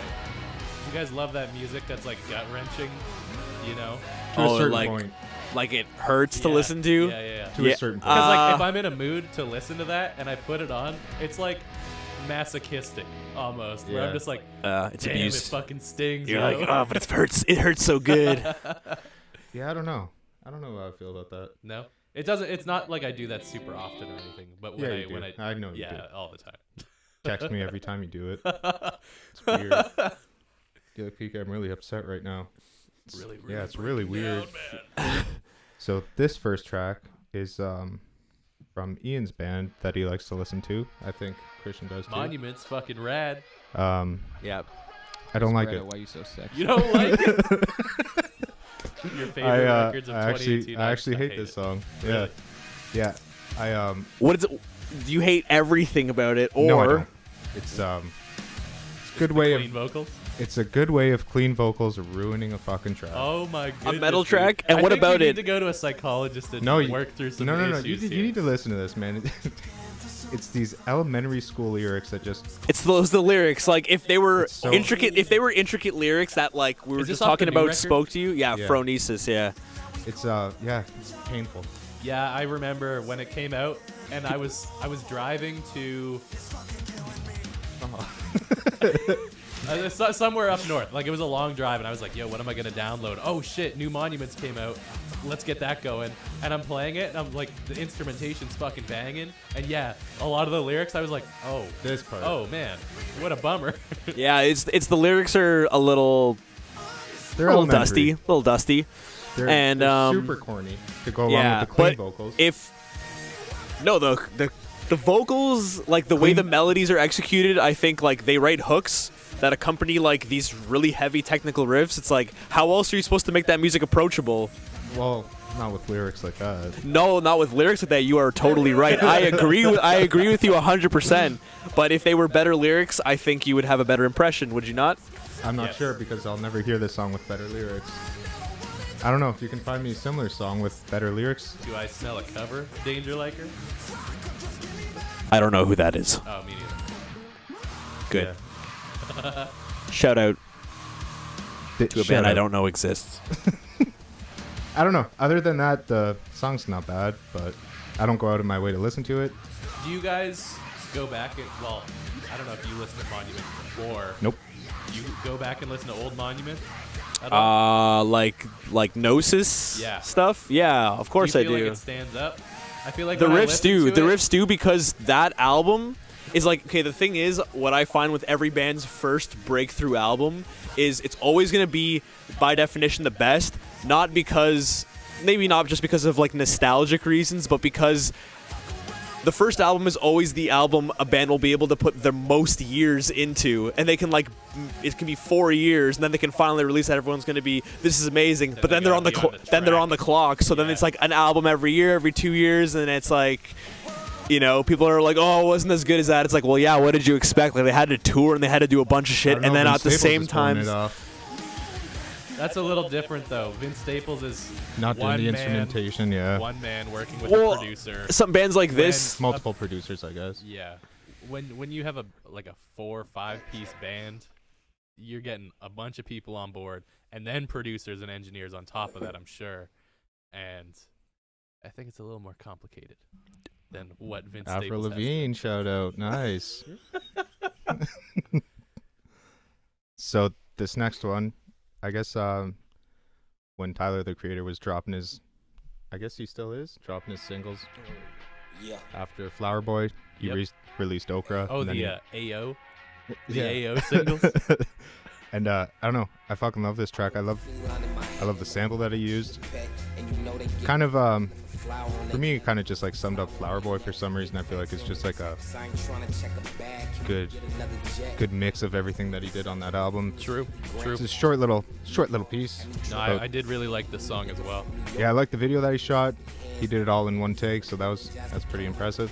Yeah, I love the artistry behind Tyler the Creator. Yeah, from the clothes that he wears to the words that he chooses to the beats that how he he makes. basically just brands himself is His so. photography is fucking amazing.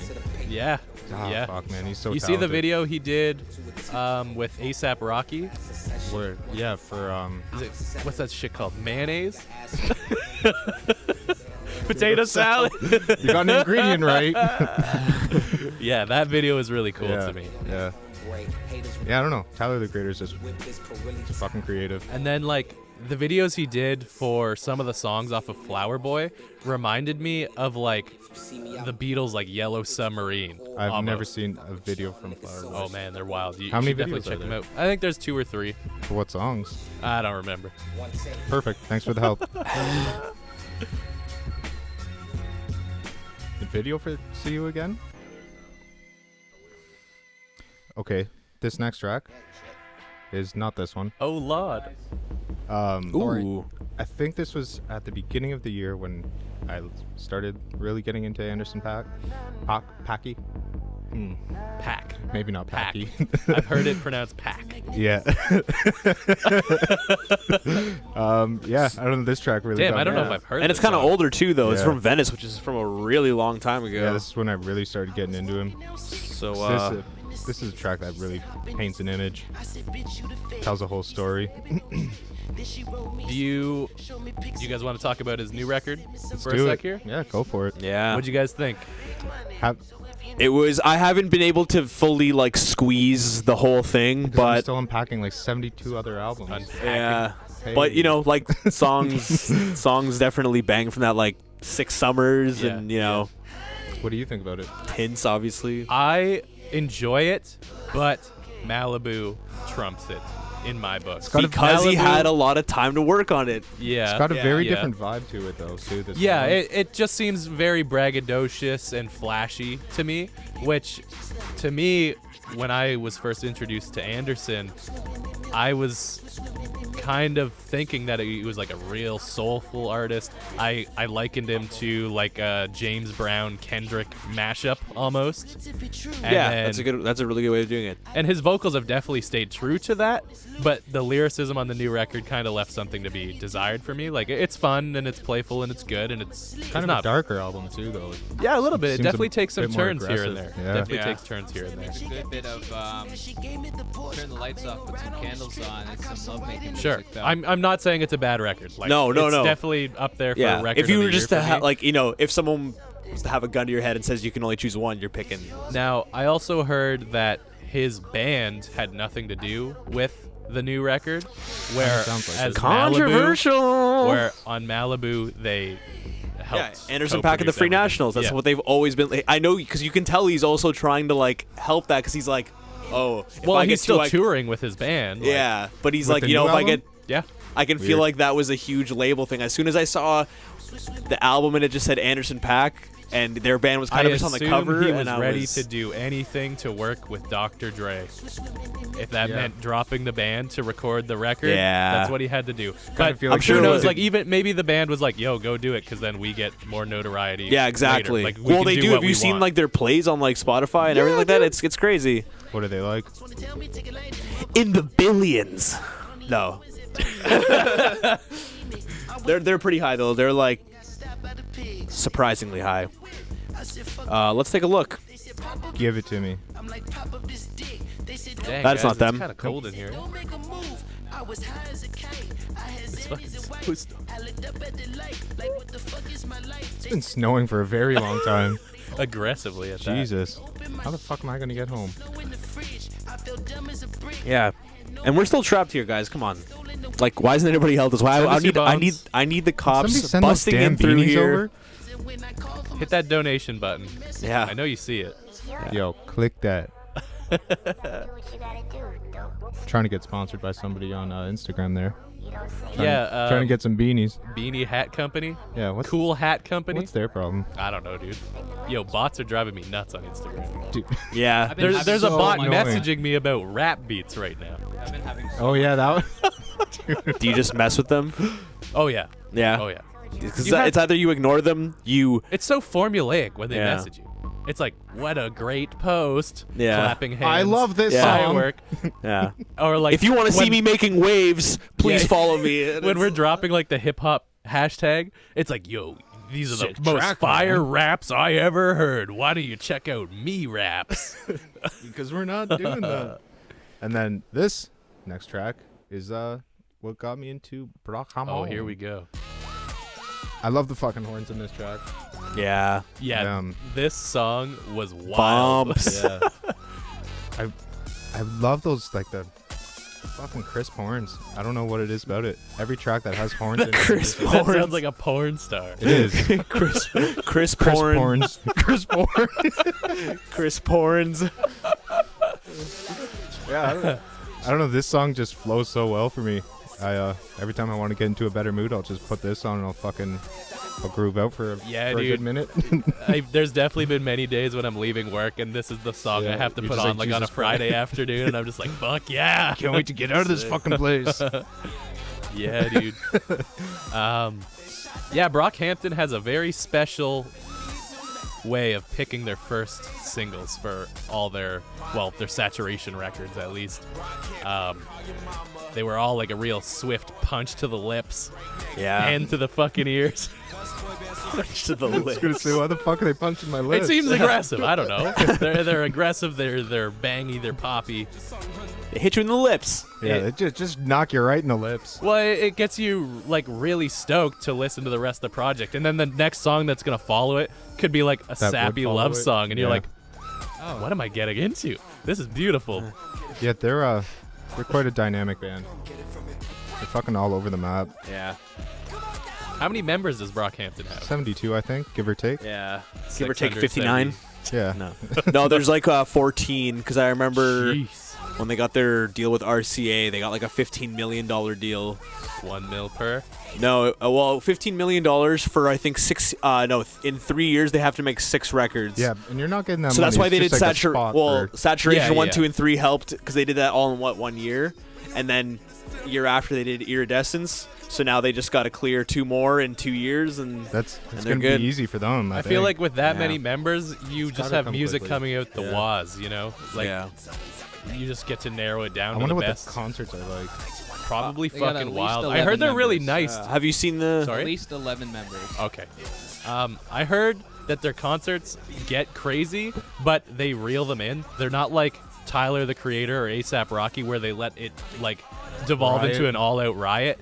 They'll like yell into the crowd if they see somebody like fall and like isn't getting picked up. They're like tossing water out to the crowd, like making sure everybody stays hydrated. Like it's a real PG-13 experience, but They're it no can heroes. go to like They're a boy band. explosive. And then Tyler the Creator's like a metal guy, like I want to see somebody fucking die tonight.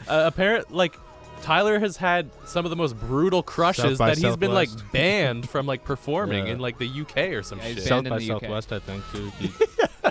That place got pretty fucked up. But after watching him perform, I would get crushed. I would die at a Tyler show. Why? Because it looks wild. Like it Camp looks like a Flogna? spiritual experience. I want to check out Camp Flogna. Yeah, I would That would love be- to take that a would be little road awesome. trip down. This song, I came across it because my friend just recently showed me this Billy girl that's featured in this song, or Vince is featured on her song. She's got a very weird style. She's got a very strange music video on YouTube. It's all shot in the portrait view. Looks like it's off of a phone. Is this the girl that was featured on quite a few Vince Staples songs? I'm not sure. Check it out. I think Ian. it might be. Can you click on her name? There is a female that sounds very similar to this, if not exactly like On this. what Vince songs? I think there's 2 off of Summertime 06. Like the girl that does Tweakin'? No, No. she's Like, not on the new record. Okay. I wouldn't think it'd be Billie Eilish. She just popped this year. Oh, okay. Actually got a cool style though. Yeah. it's really nice. What do you dig about it? I don't know. It just It sits well with me. I don't know. I remember listening to it in BC for the first time, and I guess it just brings back weird memories of BC. Not weird memories, just what were you doing in BC? just weird What's so things. weird out just weird things I better not talk about. All right, fair enough. Listening to the 1975. Yeah, something like that. It brings me back to the times. Yeah, I don't know. Yeah. It's I like when Vince Staples comes in.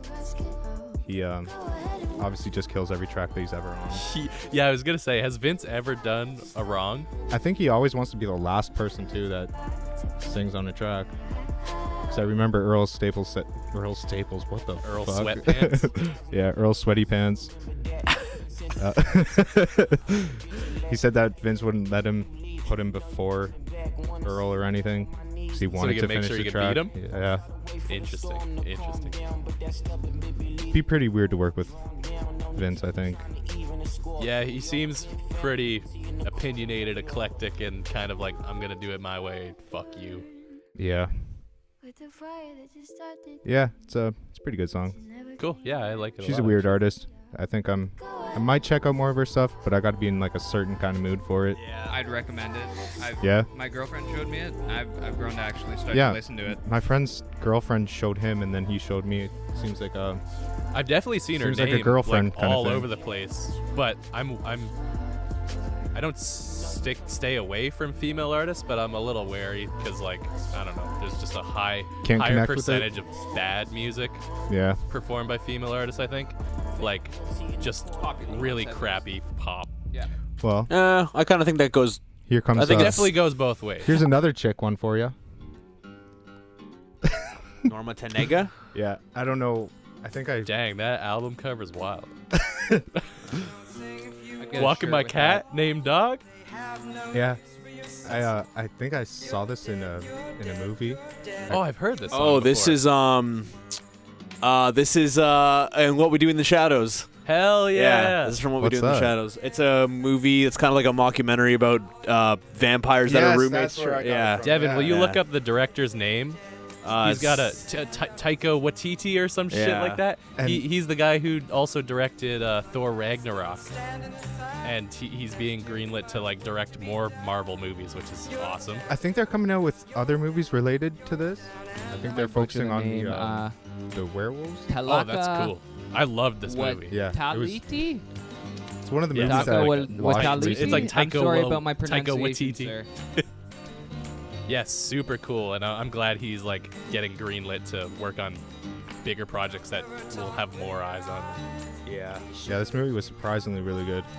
I don't watch movies often. I love the scene where they feed Nosferatu the fucking chicken. He's like down in the basement, and they're like, Oh yeah. they "Here's just your throw- dinner," and they're like trying to hand it to him, and he's like, and they're like, "Okay, you go back to sleep." Man, that now." chick got me. Actually, I was like, whoa, okay, all right. This is one of the scarier vampires in quite a bit. Dude, Nosferatu, as old as that film is still one of the creepiest looking horror characters I've ever seen in my life. And it's just crappy prosthetics that are slapped on it. Has anyone seen? I can't recall the name of the comic book series. It wasn't necessarily a comic, but they're creepy Twilight? drawings. Tales We Tell in the Dark, maybe. That they're coming out with a movie for those. Apparently, I used to read those when I was younger. They're creepy as all hell. Oh, I'll cool. bring up one of the pictures for you so you can see it. Captain Underpants. Did you see the Captain Underpants movie? There's a movie? Yeah. A cartoon, I hope. I heard it was god awful. I hope it's a cartoon. It's like CGI animated. Oh, fuck that. Either get a real guy in underwear. I used to or love the flippy cartoon. pages. Yeah. I would be jealous of everybody who had that book in school because I never had it. I would steal it. I think I would trade people packages of Mr. Noodles for their Captain Underpants Dude, books. Did everybody just eat Did the anyone Mr. see Noodles these? raw? Yeah. Anyone and they would ever just, read like, these crush them scary up and stories? just Yeah, eat them? I still do that sometimes.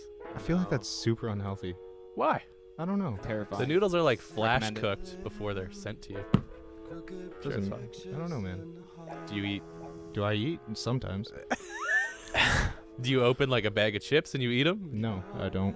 I usually get somebody else to open them for me. Okay, but you don't cook your I chips. don't eat them. I cook my chips. normally, It's in the incredibly difficult to have a conversation with you sometimes. because I don't want to answer some questions sometimes. Because I know where it's taking me. And I got to direct the fucking conversation elsewhere. All right, let's direct it at your next song. Hey, look at that. Queens of the Stone Age. Always going to listen to them. One of the best albums I think they've made, other than Queens of the Stone Age. Something about this song, I love the dreamy feel from that guitar. I wish the chorus was a little bit different, but yeah, I don't know. I don't know about a lot of these songs, but I know I like them. I was gonna say this song to me was always a nice reprieve on the album, where you get like a lot of the grungy feel of the Queens of the Stone Age, and then it comes into like a more iridescent like. It's a lot. The music's a lot happier than what the words are. Words are pretty depressing. Oh, just like many ska artists out there. Ska? Ska, yeah. Interesting. I've never really read up any ska lyrics. Oh, they can be incredibly depressing. Like what? Things about living in poverty, suicide. Oh, Oh, so your standard topics. Yeah, standard depressing topics, but then it's followed up by like. So life in 2018, right? Like the instrumentation's just ridiculously happy, and then you listen to the lyrics, you're like, my god. Yeah, I fucking love the guitars here. I love the way they just bounce around in the speakers. I don't know if I've ever actually listened to this record in a time when I now have nice, high-quality audio equipment. What you listening through? Probably Electra headphones bought from Dollarama. Nice. Or did you say what am I listening Yes. to? Oh, I just have some like M audios. I know they're not like No, they're good. premier, but they get the job done pretty well. Yep. What? What? Oh. It's got a very interesting cover album, though. Yeah. It's very straight to the point. I always looked at this album cover and I didn't really understand how it fit in with like the rest of the Queen's projects, because usually they have like naked women. Yeah. Yeah. When I bought the Queens of the Stone Age vinyl, when you opened it up, it's just like a film tape. It's just got like naked chicks all over it, kind of like a porn reel, I guess. That's awesome. Kind of weird. Is there a photo of Josh Homme kicking a photographer right in the face? Dude, I lost so much respect for him when he did that. Yeah. That's I feel like he brutal. was on like a lot of coke or something. Like, how does that even happen? Like, I felt like it was so out of character for the dude. I know. Yeah. He's never done anything like that. And he kicked out the one guy, Nick Olivieri, for fucking beating up his girlfriend. Wasn't his girlfriend. Yeah, I guess. Go around just a beating up photographer. women. Yeah, whatever. Doesn't matter. And then fucking yes. action. Oh yeah. It's kind of nice hearing him try to sing, even though he says that he's not a singer. I think he's got a pretty decent voice. Similar to Mac Miller. Mac Miller is not a trained traditional singer, but when you put a certain amount of soul and emphasis into the singing, it still shines through. Yeah. You know? He is a good vocalist, though. I've never heard him sing before. Mac? Or Action? Action. Yeah. Yeah, I forget who originally wrote this song, but it's, I want to say like Mary J. Blige? Blanchet? Blank? Did you guys really vibe with Action's new record this year? I don't know if I gave it many listens. Yeah, Man, same. I get so lost with... White Bronco. Oh, yeah, okay. Jesus Christ. Yeah, actually, I really like that album. Yeah, it's kind of sad for me because I feel like the production of the instruments outshines his lyrics at some points. Yeah, Like I I can see do really that. love the project, but Knowledge and The Alchemist are such amazing producers that sometimes it's hard to just not listen to only the beats, you know? Yeah. And then you go like, oh, but Action's on here too. I gotta tune my ear over to him now. It's another album that felt very short. Yeah.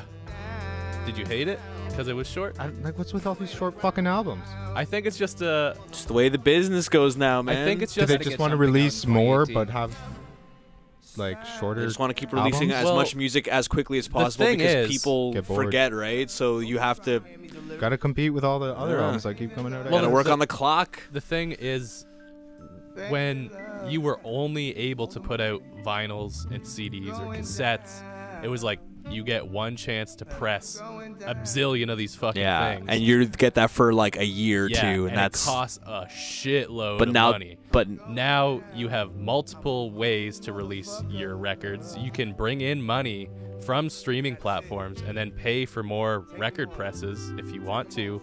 You can do like Kickstarter shit, whatever. Like, I think the way we look at records is really changing because of streaming platforms now.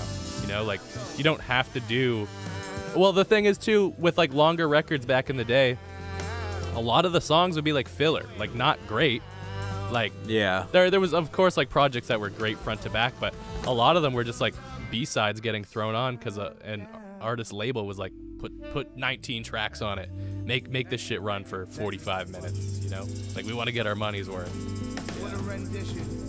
I love all the artwork that comes with vinyls. Yeah, I'm looking to get a vinyl player. You should get one at some point this year, because I don't know what that is. Collecting vinyl is incredibly hipster, and as you can see, as a podcast host, I'm embracing the hipster lifestyle. Do you feel especially with that hat? Hell yeah! Yeah, it's pretty embarrassing. Don't fucking look at me. Yeah, I don't know. I feel like podcast is quite a hipster thing. I feel like a lot of people are doing it. Well, yeah, a lot of people are doing it. Does that make it a bad thing? No. I don't think so. But Michael Rappaport just started one. Did he? So did Conan O'Brien. Yeah, I'm actually excited for Conan's. I like him as a personality. Yeah. Me too. He's just naturally on all the time. You know, it Yeah. doesn't feel like he's like forcing to be on. He's just on. Yeah, dude. So is Bobby Lee. Yeah, Bobby Lee's Shout great out to as well. Bobby Lee. Is there anything else you guys want to touch on for today? What would you like to touch on, there, guy? Do you want to go through like our other categories real quick? Yeah, sure. 'Kay. Shoot him at us. All right. Fill me up. What do I got here? Punch us in the lips. What are we trying to do?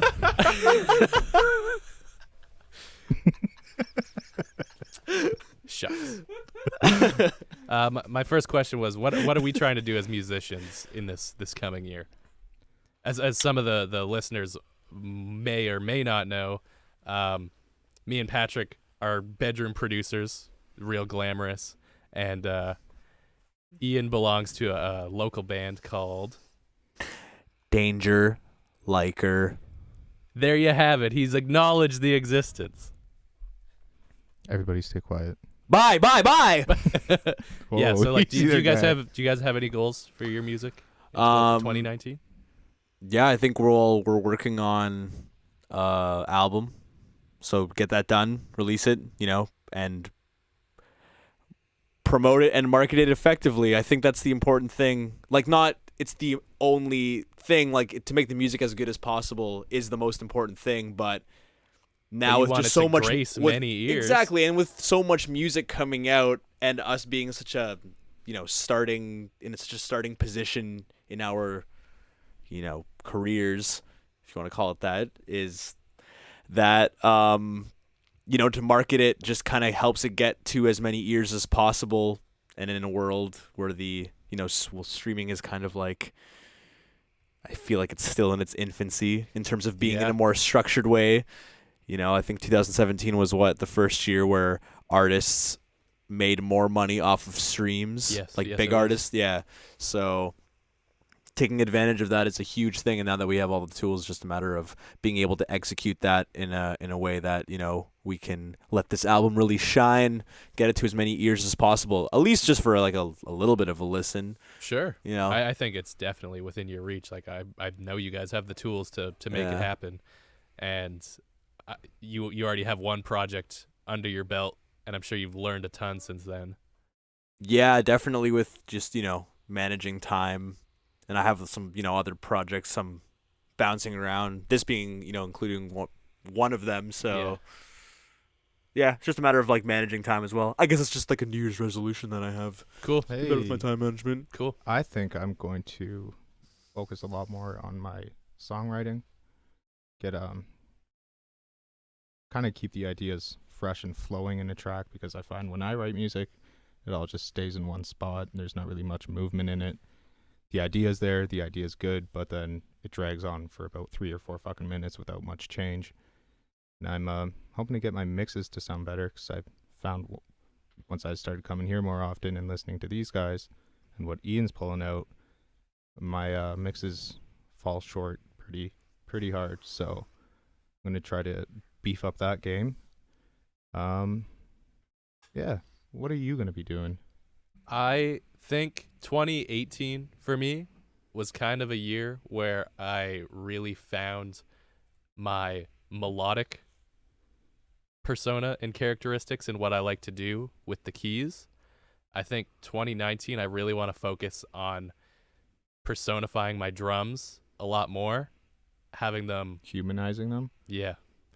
Having them sound more organic, lots more splash, lots more vibrance to them. Splash. Yeah, not so robotic, not so to the grid. and make it sound like I'm not just one dude working on a fucking computer. Because that's one thing that always takes me out of the style of music that Have you thought I of like to make. taking samples from real? Yeah, oh yeah. I sample stuff all the time, but I still like to lay out my own drum tracks because there's certain things that I like to do that I'll just never be able to find in a sample, you know. Yeah, that's true. And try weird stuff that it's probably never really been done before, you know, and it just sounds horrible. I hear that. And then I think I want to put together like a project, LP or an EP or something. Cool. All by yourself? Yeah. You don't want anybody helping you? I don't know. Somebody can help if they want. Everybody scream can help. over top of it, just yell nonsense. Yeah, hell yeah. Yeah, because like I have a couple folders which are like the rough outlines for like a short record that I would like to do, but they just need to be fleshed out. And if I want to work on those, I don't know, or if I want to start something brand new and just see that like straight to the end. But I'd like to have a cohesive project instead of just putting out little singles here and there. Yeah, I find anytime I revisit old tracks, there's cool shit in it, but then there's just too much stuff to go through. Yeah, agreed. So I just dump everything onto an external hard drive and forget about it forever. Yeah.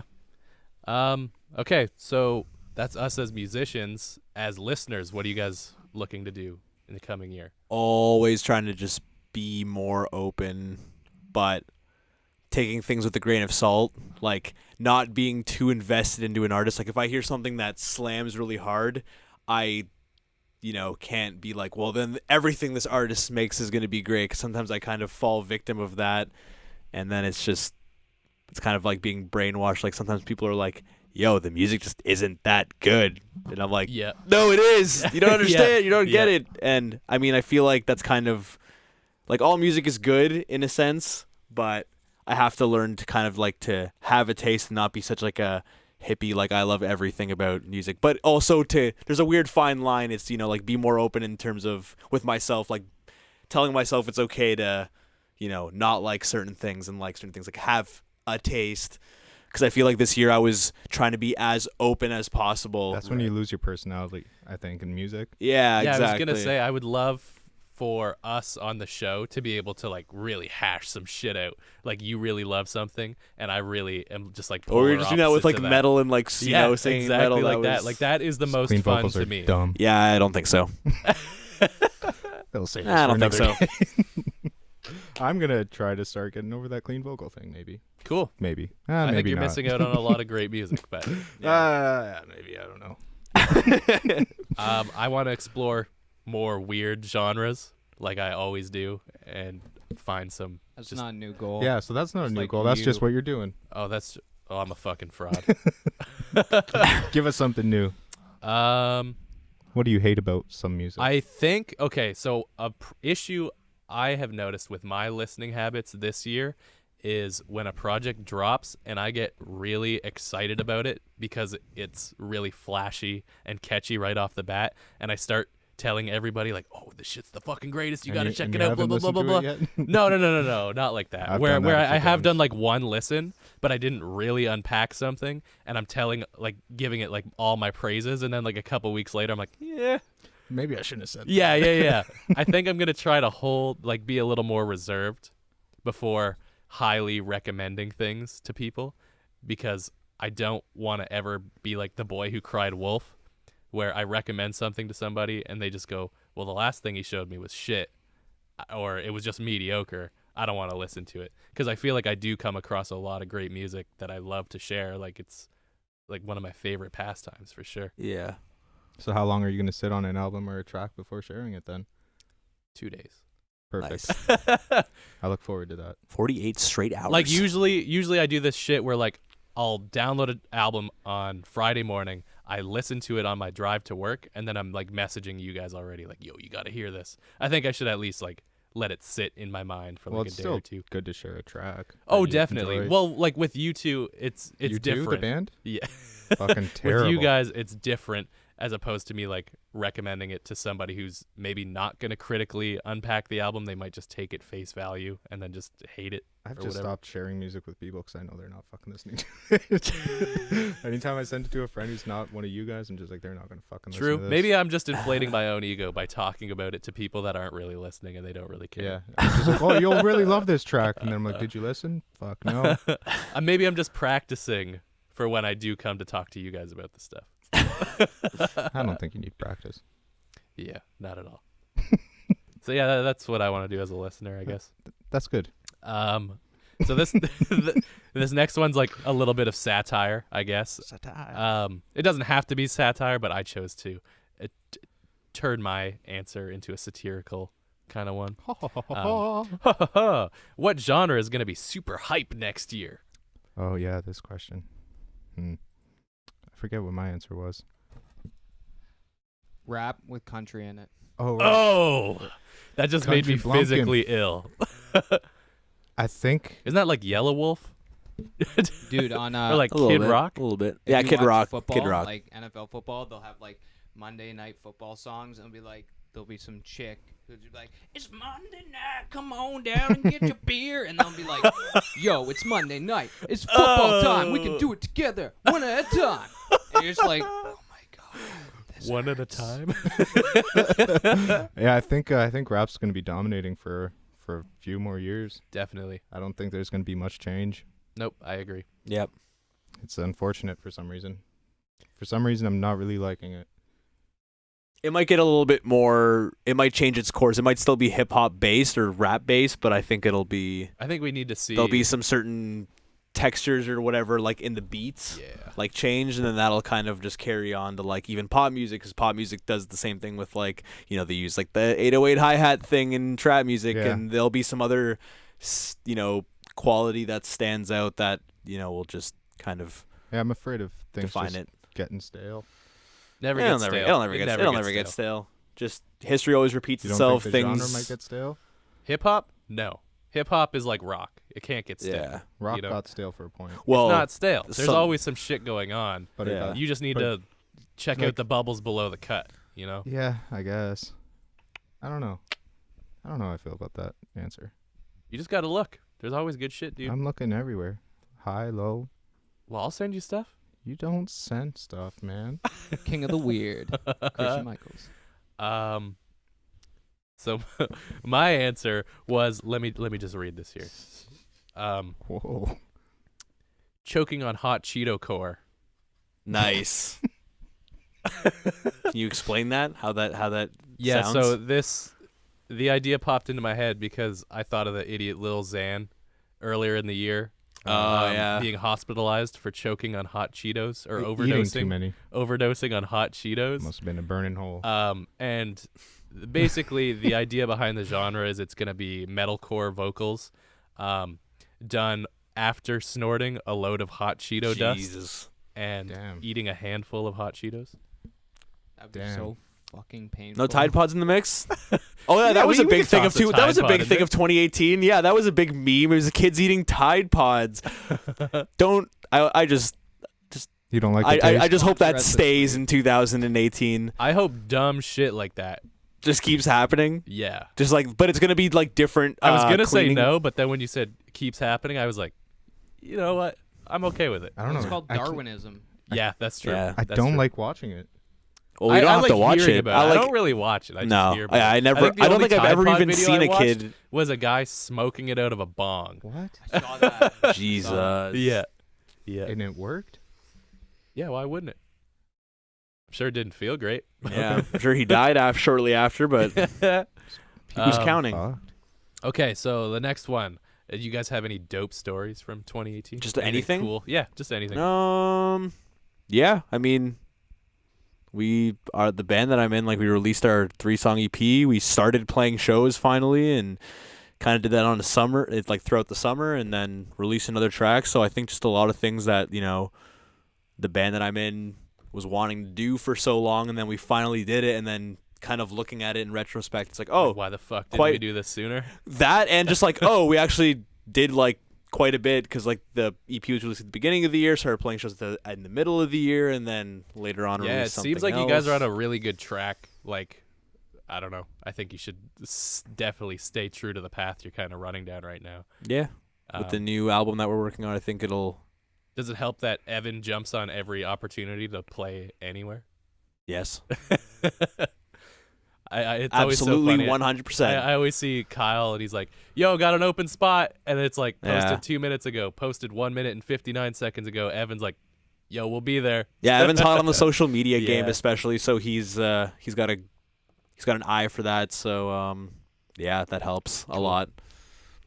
Yeah, I think for me it was. I think one of the better memories was seeing Danger Liker play at Maxwell's.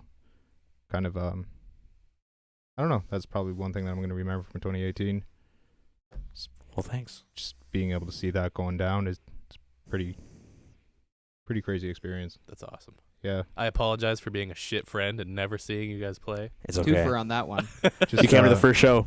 I came to the first show. I ain't been to nothing. It's Just, okay. Like I'll forgive you. Going through high school, just playing guitar with Ian and then kind of falling off, but him continuing. It was kind of a weird thing to see him performing in front of all these fucking people. You're just like, holy shit. Like, you can actually make something out of this. Yeah, I kept the dream going from when we were in high school. I remember even people were like, "That's not gonna happen, guys. Come on." Even and at I was like, "Fuck these people." I was like, "I gotta keep." Even seeing him at Harmony Lunch, I'm like, Jesus Christ. Like, he's actually doing something regardless of that. Ian was like one of the people that this man always had his fucking guitar with him, and I was like, if he does not make it somewhere with that guitar, It's gonna be someday, sad. Yeah, I'll be devastated. Like, Yeah. I will have no hope because this man can fucking shred. Oh, thanks. Yeah, dude. Yeah, you did Don't mean dick. to make you blush. But Yeah. So it looks like okay. 2018 was the year of the Ian. Hell yeah. Good job, buddy. I'm out of here. See ya. I'm just kidding. I think for me, the dopest decision I made was picking up my fucking DSLR. Like, Oh, nice. I've Like been buying one having- or just getting Yeah. back into it? no, just just picking buying it one. up. I Okay. never had one before.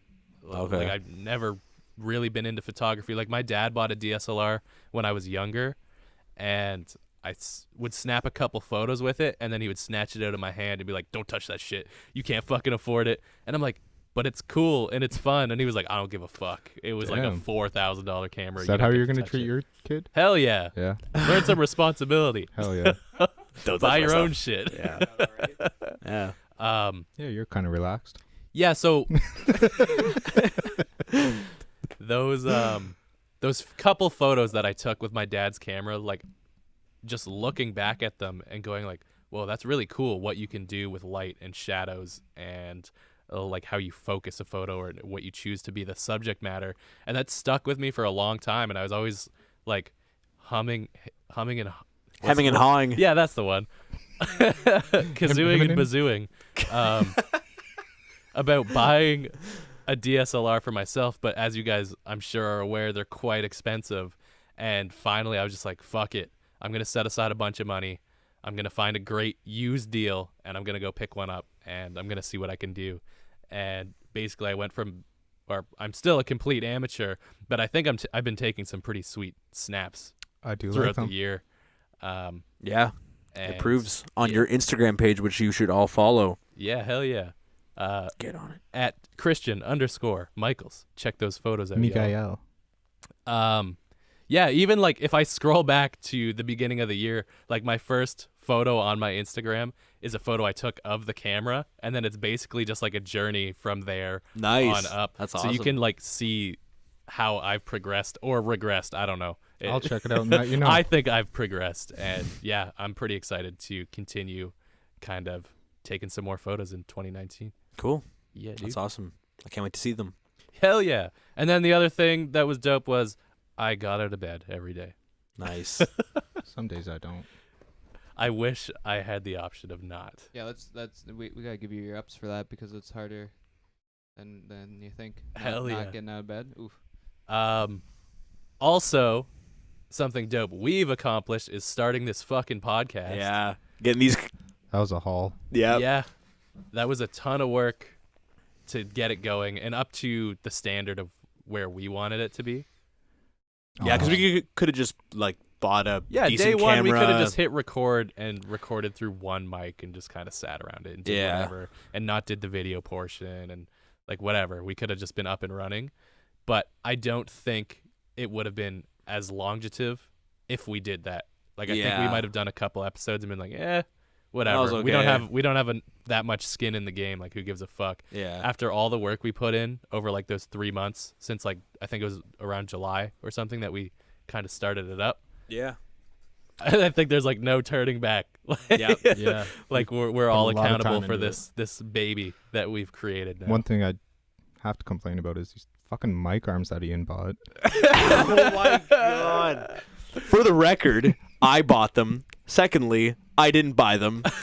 Yeah, you did. Yeah, you wish I did. Yes, you guys having a good time with this the podcast? blame would I be know we're only legitimate. 4 episodes in, and it probably sounds like we're just jerking our own gherkin to the viewership. I'm just doing it under the but table. There so- was a Yeah, lot me of too. behind the scenes work for us. So like those cameras that We you bought see for us through. one to use. yeah, that can go into one of my negatives of the year was these fucking cameras. Yeah. And how many times I've had to reconfigure the settings over and over and over again, and just like Yeah, how- Logitech. What's up with your drivers resetting and all that stuff? Come Yeah, on. fuck you, Logitech. Yo, But thank you fuck you. for letting people see us at a good price. Reasonable. Thank you. Thank you. And then, okay, so like with the podcast in mind, where do you guys want to take it next year? Is there anything big you want to do with it now that we've got a couple episodes under our belt? Yeah, just having a more booked, just booking more local artists to come around, just showcasing more local talent, even some neighboring towns around. Yeah. Maybe Doing more videos. more videos, more content, and even, maybe even being able to like document some sort of big musical event happening locally, bringing us to that or Yeah, that there's to us definitely somehow. some other avenues of content creation that we want to bring more than just the live stream and the podcast. Just got to find a day. Makeup tutorials. Yep, I've always makeup wanted to do tutorials. skits. Yeah, skits, something. Please. Yeah. Recording Skits, live some events bits. around town. About 15 Shit. years I've been asking. ASMR. I would love to do like some video game portion because that's some shit that I love. Yes. Something. So we're looking into that for the new year. Yeah, definitely booking more guests will be awesome. More guests. Do you guys like doing the crash course with the guests off the bat? I think that's a cool Yeah, segment. it's a nice. Where we go like, hey, what's your first musical memory? Hey, what was the turning It's a point? nice way to Where warm are up. you at now? I dig it. It's a Yeah. nice way to warm up. It's just like it's just easy to get the kind of conversational juices flowing, and then those juices. squeeze them dry. Yeah, I think it's a pretty good way of doing it. I agree. I want to Yeah. continue. Have It's we better than asked- the conventional like. So tell us about your recent work that's been happening. Yeah, Any I shows? feel like if we go, hey, tell us a little about yourself, that's like really putting them on the spot. But if you get them to talk about what they love and what we all love, it kind of like cuts the tension in half. Have we asked them if immediately. they like that? If that's a good Yeah. way of doing No. things? no, Yeah, and we yeah or don't no? care, frankly. No, we haven't. No, but it's the way we like it. It's our show. Wow, Yeah. Jesus Christ. All right. Anything else? It's fucking snowing outside. Yeah, it's Yeah. a real Oh, God. dastardly day out there. We had to so pay. I guess we should be strapping on our snowshoes We and had to hitting pay the a lot for trail that window. until 2019. Yeah. Yeah, I guess so. Yeah, I gotta Unfortunately. go get some socks on. All I'm right. gonna put so some pants on. thanks Hey. for watching, everybody on Twitch. Yeah. Happy Christmas. Thanks for Merry anybody New who Year's. tunes in on YouTube. The Um, tubes. Our live stream will be back in 2 weeks on Thursday, whatever What that day date is that? I don't know. Here, let me check. Yeah, let me check. check your calendar. Hold on, guys. Hi. And we have Flynn coming in with his lovely sweater. Okay, so that will be the Thursday, the 27th of December. We'll be returning, and then after that, we'll be back to our regularly scheduled programming. Ooh, look at you, fancy pants. If you guys want to recommend this podcast to any Share of your it, friends, that'd be like it, kick-ass. Donate it. And don't forget to fist that bell. Fist that bell. Fist that bell. Fist Fist it. that bell. Fist that bell. Okay. For our YouTubers. See you guys. Bye, guys.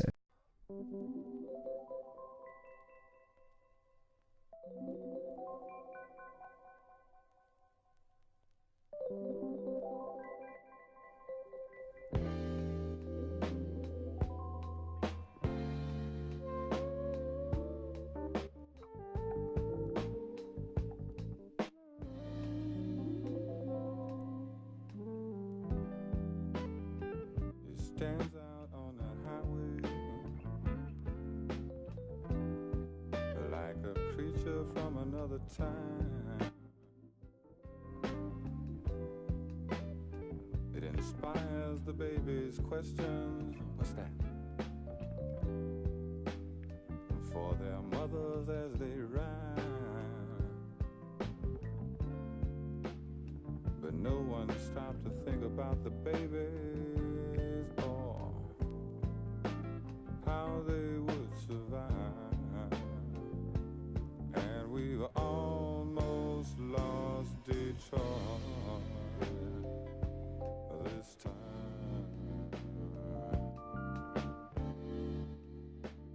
How would we ever get over losing our minds?